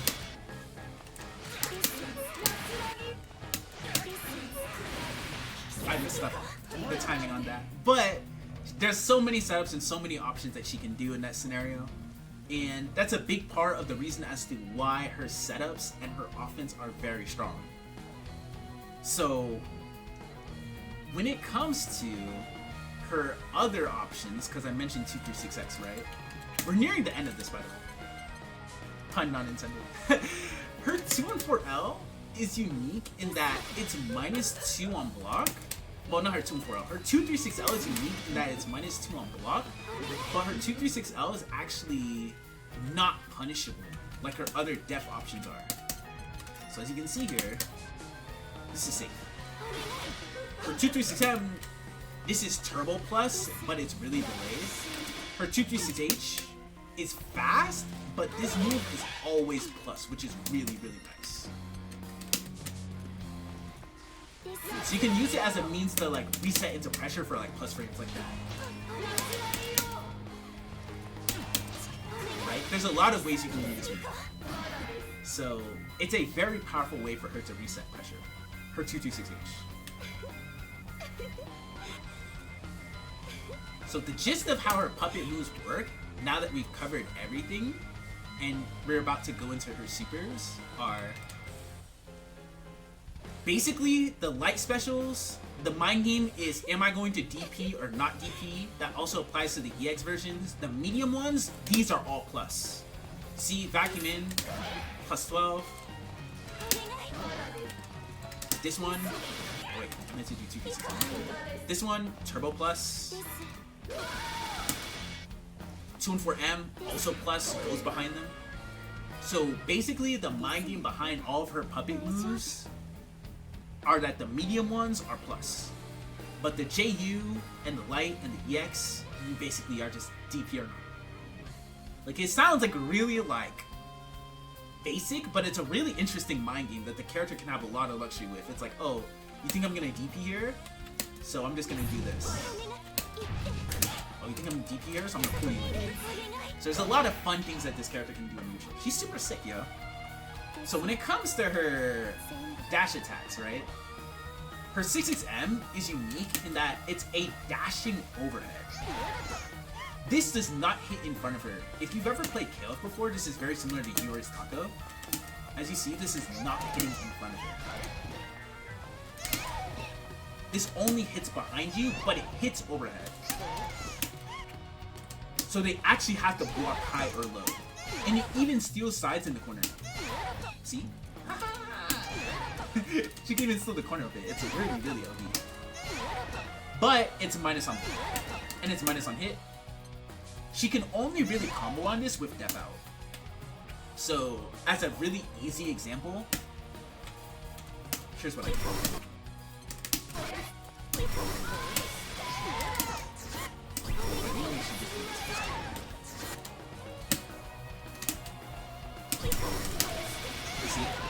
So she can combo off of this, which is really good.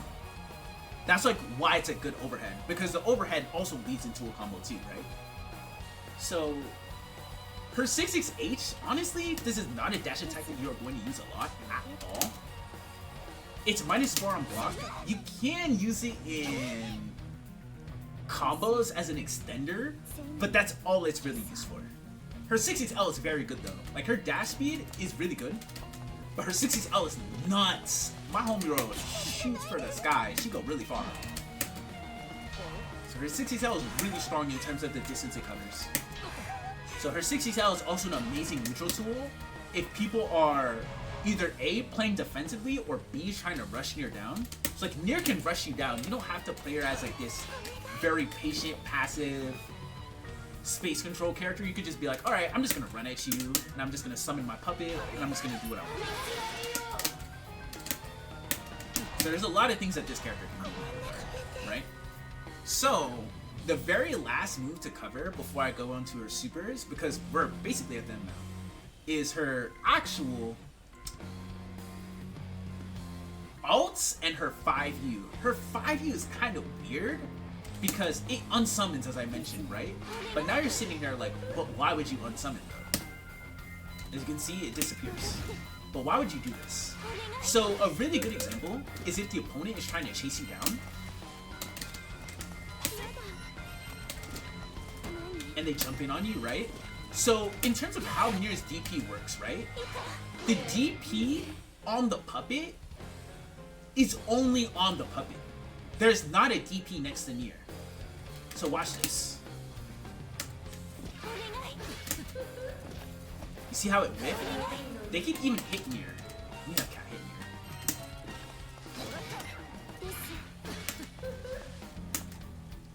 Alcibar. It's kind of like weird to record. Alright, there we go. You see? I was hit. I did the DP, but I got hit. Right? Because the DP is actually on the puppet. It's not on Nier. So if I summon this puppet backwards, right? Or if the puppet is behind them and they're trying to rush me down, sometimes I want to unsummon.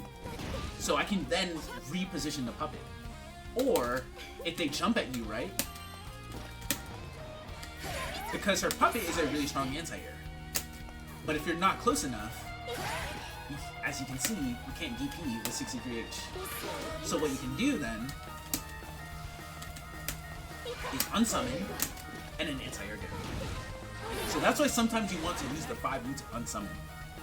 A little cheeky thing that you can do, which is really valuable with the character, is if you summon behind them, a great way to pull the puppet back in front of them, if they're in a situation like this, is to actually use 214X again. So what you can do here, especially with 214U, if they rush you down, you see how the puppet comes behind them now? And the puppet actually protects me from them trying to rush me down or just run past my puppet. So the puppet, you can still program it to do moves while it's behind the opponent. But you want to think about using 214X to pull the puppet in if they're trying to run or move away from the puppet. That's a very valuable use case of the move in general. It's really, really important to do with Nier.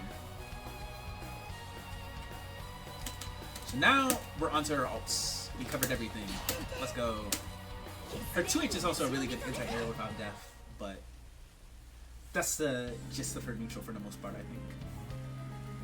Her ults are really strong. So for starters, all of her ults spend 1 stock.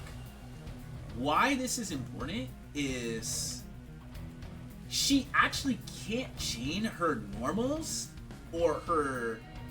No, she actually can't chain her specials or her EX specials into her ults. That's probably the best way to describe it, right? So watch this. So you see how I can do special into EX DP? Watch what happens if I do special into alt DP. It's not working. So she can't chain into her actual alt specials. She has to do them raw. She has to do them raw. Now, what's important to know about Nier's alt specials though is 623U or 6SNU is her alt DP, which is Misfortune. She can use it versus pressure. It's really good. The main downside to this move is it sends them full screen, which is pretty good for her, right? This is a strong move, mind you. I'm not being dismissive of the move. It is a very good move. But she doesn't really get OP from this. Because she's super far out, even though she's plus 41 as you can see. It's not like she can just run up and summon easily. It's kind of tricky for her to actually get OP off of her DP. So if she does this, generally speaking, she can maybe run up and summon like this.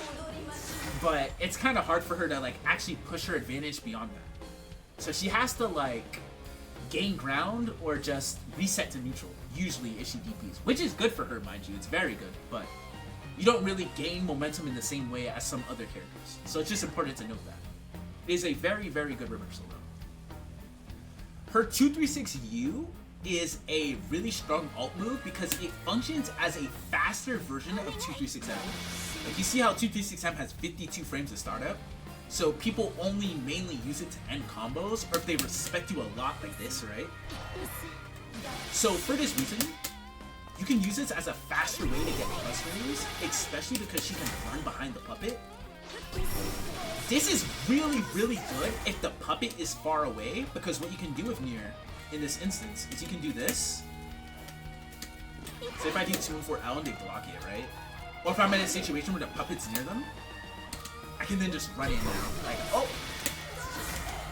Because the 236U, just like the rest of her ults, it triggers next to Nier. So if I do the alt DP too, Nier is also not invuln like the EX DP here, where you can actually hit Nier, but the puppet is still invuln. So the puppet being out here will also apply to the rest of her alt moves as well, which is really strong, right? Her 2-4U is unique in that it travels really far. It basically goes full screen and it hits 3 times.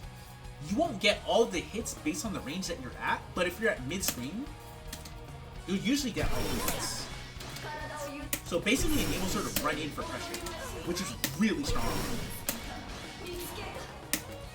Or, as we covered before, if the puppet is behind, then she can use this as a means to like try to sandwich you and try to gain pressure from you, which is really, really good. So we covered 236U, 6SNU. Her 2-2U is the last alt move. It's probably the least good, but it's still really good. So it functions as a faster version of her M pull. Like her alts basically function as the faster versions of her mediums. I think is like the best way to describe it. So her 2-2U functions as a faster version of her 2-2M. It hits 3 times on block, and it vacuums it in, so she's plus. She's really, really plus, and she can use it to run strike throw, or just go for offense, right? Which is really, really good. But, just like the rest of her other alt moves, she can't chain into it, so you have to be like very mindful with how you think about using her alt moves, because they are super strong, but you can't chain into them like any of her other specials. So if you're doing things that are like unsafe like this, if you haven't conditioned them, then you can't really use the alts to like bail you out. It's like specific in terms of how it works.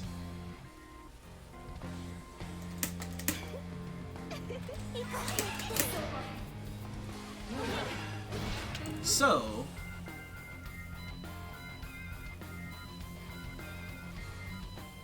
the very last thing to note about the character is mainly her SVA and her SSVA.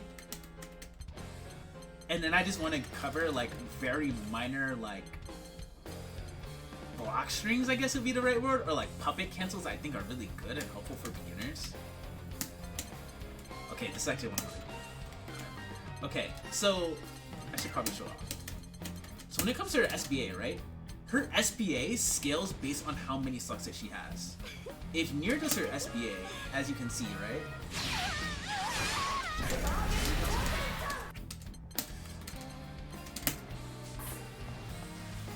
So you can see, her SBA damage is based on how many stocks that she has. With 13 stocks, this did 4.1k.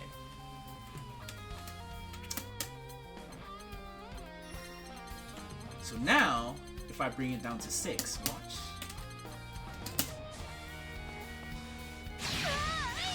$4.9k, right? Very good. This is super, super good damage for a super violent. This is really high. But, wait for it. Wait for it. 2. I wonder. That just did 5.7k. That is a obscene amount of damage. The damage from her supers, when her stocks are low, on both her SBA and her SSBA are unreal. This applies to both this SBA and this SSBA. The damage that she gets off of these with low stocks is really incredible. So, when it comes to her SBA, she mainly uses this. She can use this as an anti-hit on like non-counter hit jump-ins. Like say if they do something like this, she can do things like 2H into SBA. Which leads to really high damage, right? Very, very good. But outside of that, she only really uses it as a combo ender. Her SSBA, I think, is much, much better in neutral. It's probably one of the best SSBAs in the entire game. So, this is a frame 1 parry. If you hit Nier, it triggers the animation.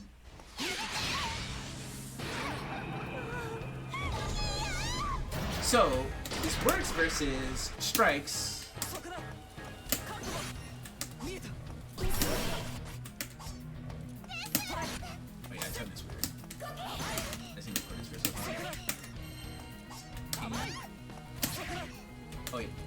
no! I didn't misfortune. I'm like mixing them up in my head.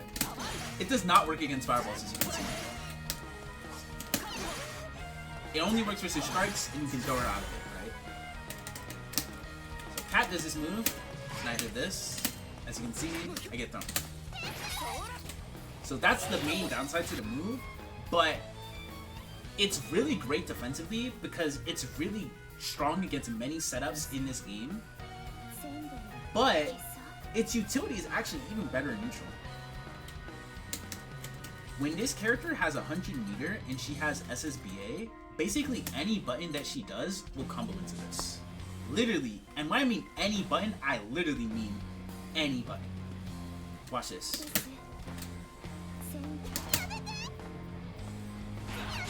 Far out. 5 minutes. 2. If they get clipped by this character, it leads into a lot of damage, especially more based on if their stocks being low, right? So, if they're playing footsies against her, this is really hard to deal with. She can convert from so far, like this. That is really, really strong. So, the fact that she can threaten with that is really powerful. So, especially if the opponent's bravery is low, and her stocks are low, they might die. It is a really, really strong super in that regard. Okay, now onto the very last thing. Puppet time. So, when it comes to puppet strings with this character, right? So, when you're trying to convert with this character into her buttons from a whiff punish, as I mentioned earlier, you want to generally use 214L or 214H. 214H generally from mediums. From 5H you can afford to do 214L. But if you're poking with as a buffer, if you think someone's gonna do something in neutral, you can just sit there and do like 2M24H. Like if you think that they're just gonna 6XL at you or something, just go like, this is really strong. You ideally want to wait until the puppet is behind them to cancel into 236H, and then you can do 2H into 236M. The easiest loop to do is you can loop 2H into 236H over and over and over again. So you can have a lot of fun with this. You can do things like this.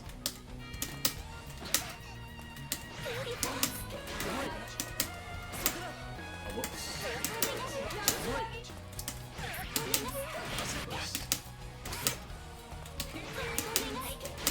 Okay, there we go. So you see how I'm looping it a few times before I hit the combo limit? Generally speaking, you can loop this twice before you do 2H into 236M. So you can usually do 2H into 236H twice in a lot of her combos.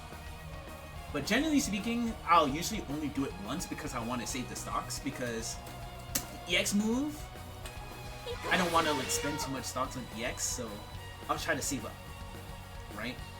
And I think that's pretty valuable sometimes for her. That being said though, another sequence with the character that's really useful is knowing that you can do 214L into 623L to beat them for trying to mash the puppet, right? And what you do here on hit, whoops. Ideally what you want to do is you want to pull them in with 22H, but I think it's kind of hard to hit the 22H.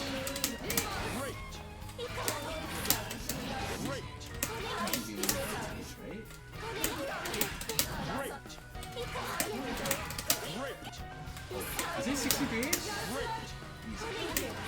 I'm like trying to remember the muscle memory. Pretty sure it's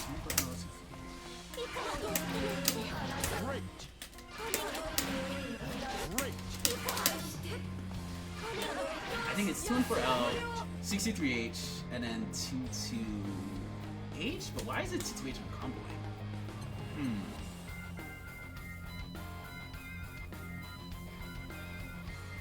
Let me actually see. Hold on. Let me figure this out in my head again.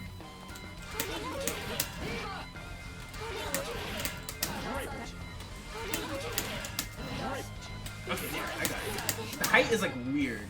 You have to do 63H, 22H. That's it. 214L, 63H, 22H. I think I was just canceling too late. Or else too far. Like, it's kind of weird, but it's a really valuable string to use. Especially because if you're close enough, you can actually follow up. Dash at 2H. Like this. As you can see, right? So you can follow up off of this situation, which is really, really good. Not every single combo that you do with Nier has to sandwich them. Sometimes you just want to do combos like that to push them to the corner. Another puppet string that's really useful is you can do auto combo into 236L into 22. Canceling into 22L from anything is really, really strong. Like, this is like ham. The reason as to why is even though they can mash this, as you can see. Wait, let me actually just 214L to 22L. Like, you see they can mash this, right? But if they respect the DP cancel, like this shit, plus 13. You're plus, actually. Like, remember how I mentioned, like, oh, basically after you do a puppet move, you're playing DP or not DP? Well, if they choose to not DP, if they choose to not press a button to counter you doing a greedy puppet move, based on the move that you do, the frame data changes. Like, you see how this is -2? +7. So that's really, really strong with the character. Getting used to that. Being able to threaten with cancel into 22L from a lot of situations with her is really, really, really good. Cancel as in like puppet cancel, like doing a puppet move, if they respect the DP, 22L. It is really, really strong. That is like the biggest one that I would suggest the most. But I do think that if you're struggling to control the puppet, not being afraid to do 236H, I think is really, really valuable with this character. That, A, and B, abusing her ults. I think her ults make it a lot easier to just enforce offense if you're kind of struggling. You don't even have to know like the cute girl, the wild setups where you're doing the high-low 50-50 left-rights. You can honestly just be doing shit where you're just pushing them to the corner and you're just striking them. Like, that's fine. The character is still really good at that too. That, in my opinion, is like the biggest starting point that I would tell someone with Nier. Get very comfortable with using 214X and JU in neutral and getting used to the DP or not DP mind game. And if you think they respect you or you can sneak an opportunity, use the M versions if you just want the plus frames, 236H, or use your alt moves. Yeah, she can combo off a throw, it's nuts. It is really, really nuts. But I think that's probably the best way to explain this character. If anyone has any questions, I am more than down to answer them.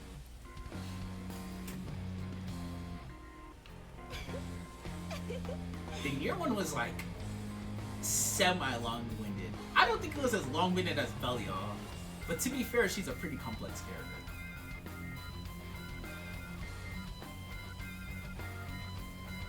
This shit had hands though. I'm sitting here like, oh my goodness. Like, I was thinking, you know, I'm probably gonna spend 10-15 minutes on each character, but that did not turn out to be the case. Whee! That was something. I honestly think I maybe could have speed ran certain characters a bit more, but I did kind of just want to explain more things about certain characters.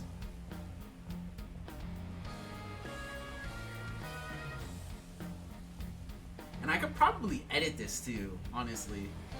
I can probably edit this and trim this, even though I normally don't like edit things because I'm lazy. I think I should just learn how to, I think I gotta just suck it up and learn how to edit and use DaVinci Resolve or something. I think that if I like chop these down into like 10-15 minute segments, yeah, I think if I chop this down to like 10-15 minute segments, I could make this work really well for a lot of characters. I just need to edit the fuck out of this. So I think that's the way, honestly. The more I think about it, the more I'm like, instead of aiming for 10-15 minute segments, I could just do full-fledged character guides and just trim them. I think that would be like better going forward. Like, I'm just gonna edit this, I guess. And cope!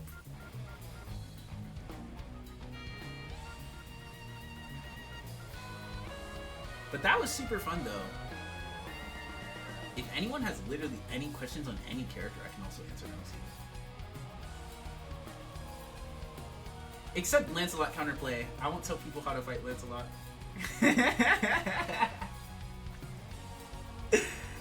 I'm playing. Yeah, I think it was really helpful. The main reason as to why I want to do this and edit these is I just think there's not many guides for beginners in this game on how to play a lot of characters in this cast. Especially because this game is pretty different from vanilla. So I have to sit down and learn how every character works and how I want to play them, right? Number one, and number two, I think it helps out a lot with the massive influx of questions that we get. Or it's not as if there's anything wrong with having questions, right? On how to play a character, but if I can just point people to a character, then I think that would really help out a lot.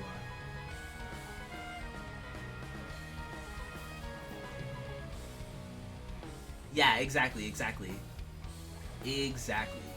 And for some cases, I actually explain some extremely complicated tech, but I wanted to, like, actually explain why people do them.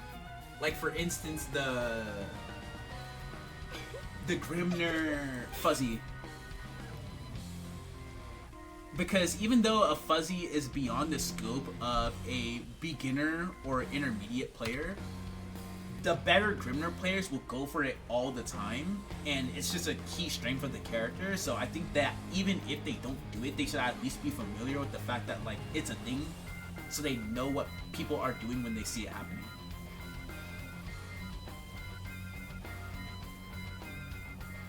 But there's definitely some things I'm gonna have to trim a lot. Yeah, fuzzies conceptually are intermediate level, yeah. Exactly. Dang, I'm definitely gonna have to, like, edit this and do some YouTube magic.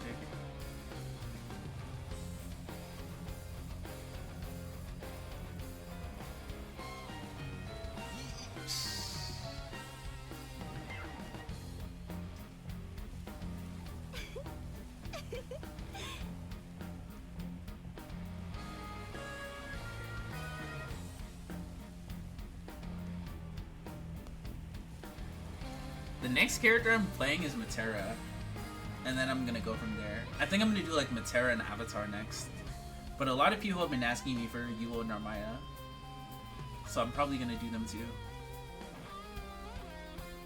Maybe I'll do, like, one character a stream. I think that'll be way easier. Holy cow. Because I can actually talk about the character for an hour without feeling I have to rush. I think that would be really helpful if I do one character a stream, but I do it quite consistently.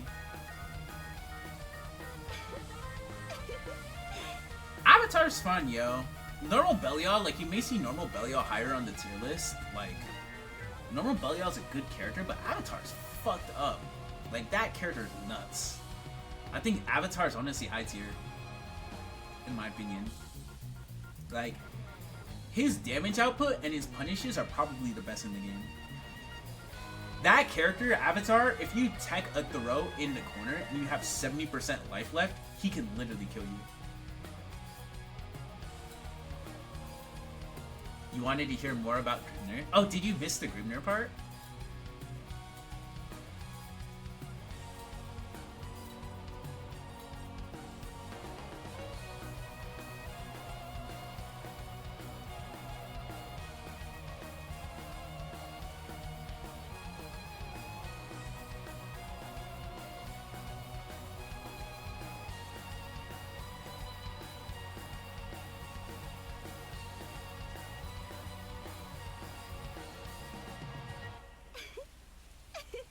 No, but you suppose in surface level he's kind of easy to understand. In some ways, yeah.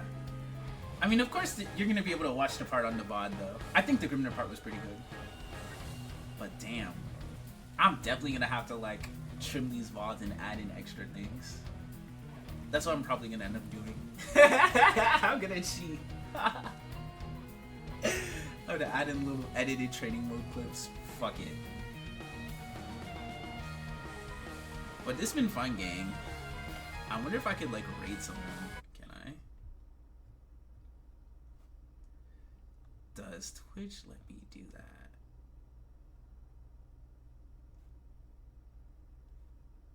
Who the fuck do I raid? I actually don't know how to raid on OBS. But that's kind of weird. Yeah, the Belial one took me a really long time.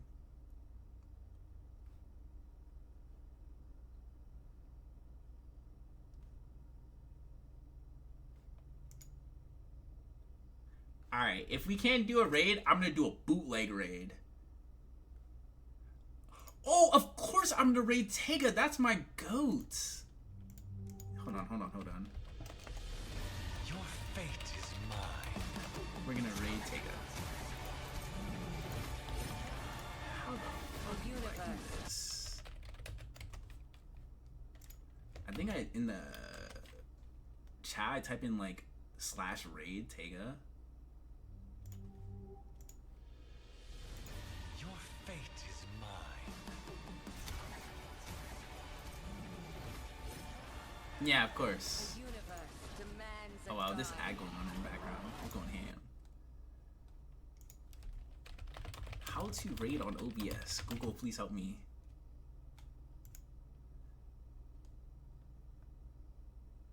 Oh, in Twitch chat, you type in /raid.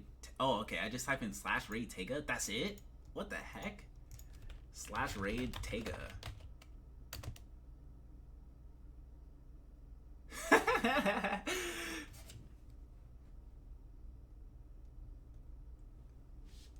Alright, take care, y'all.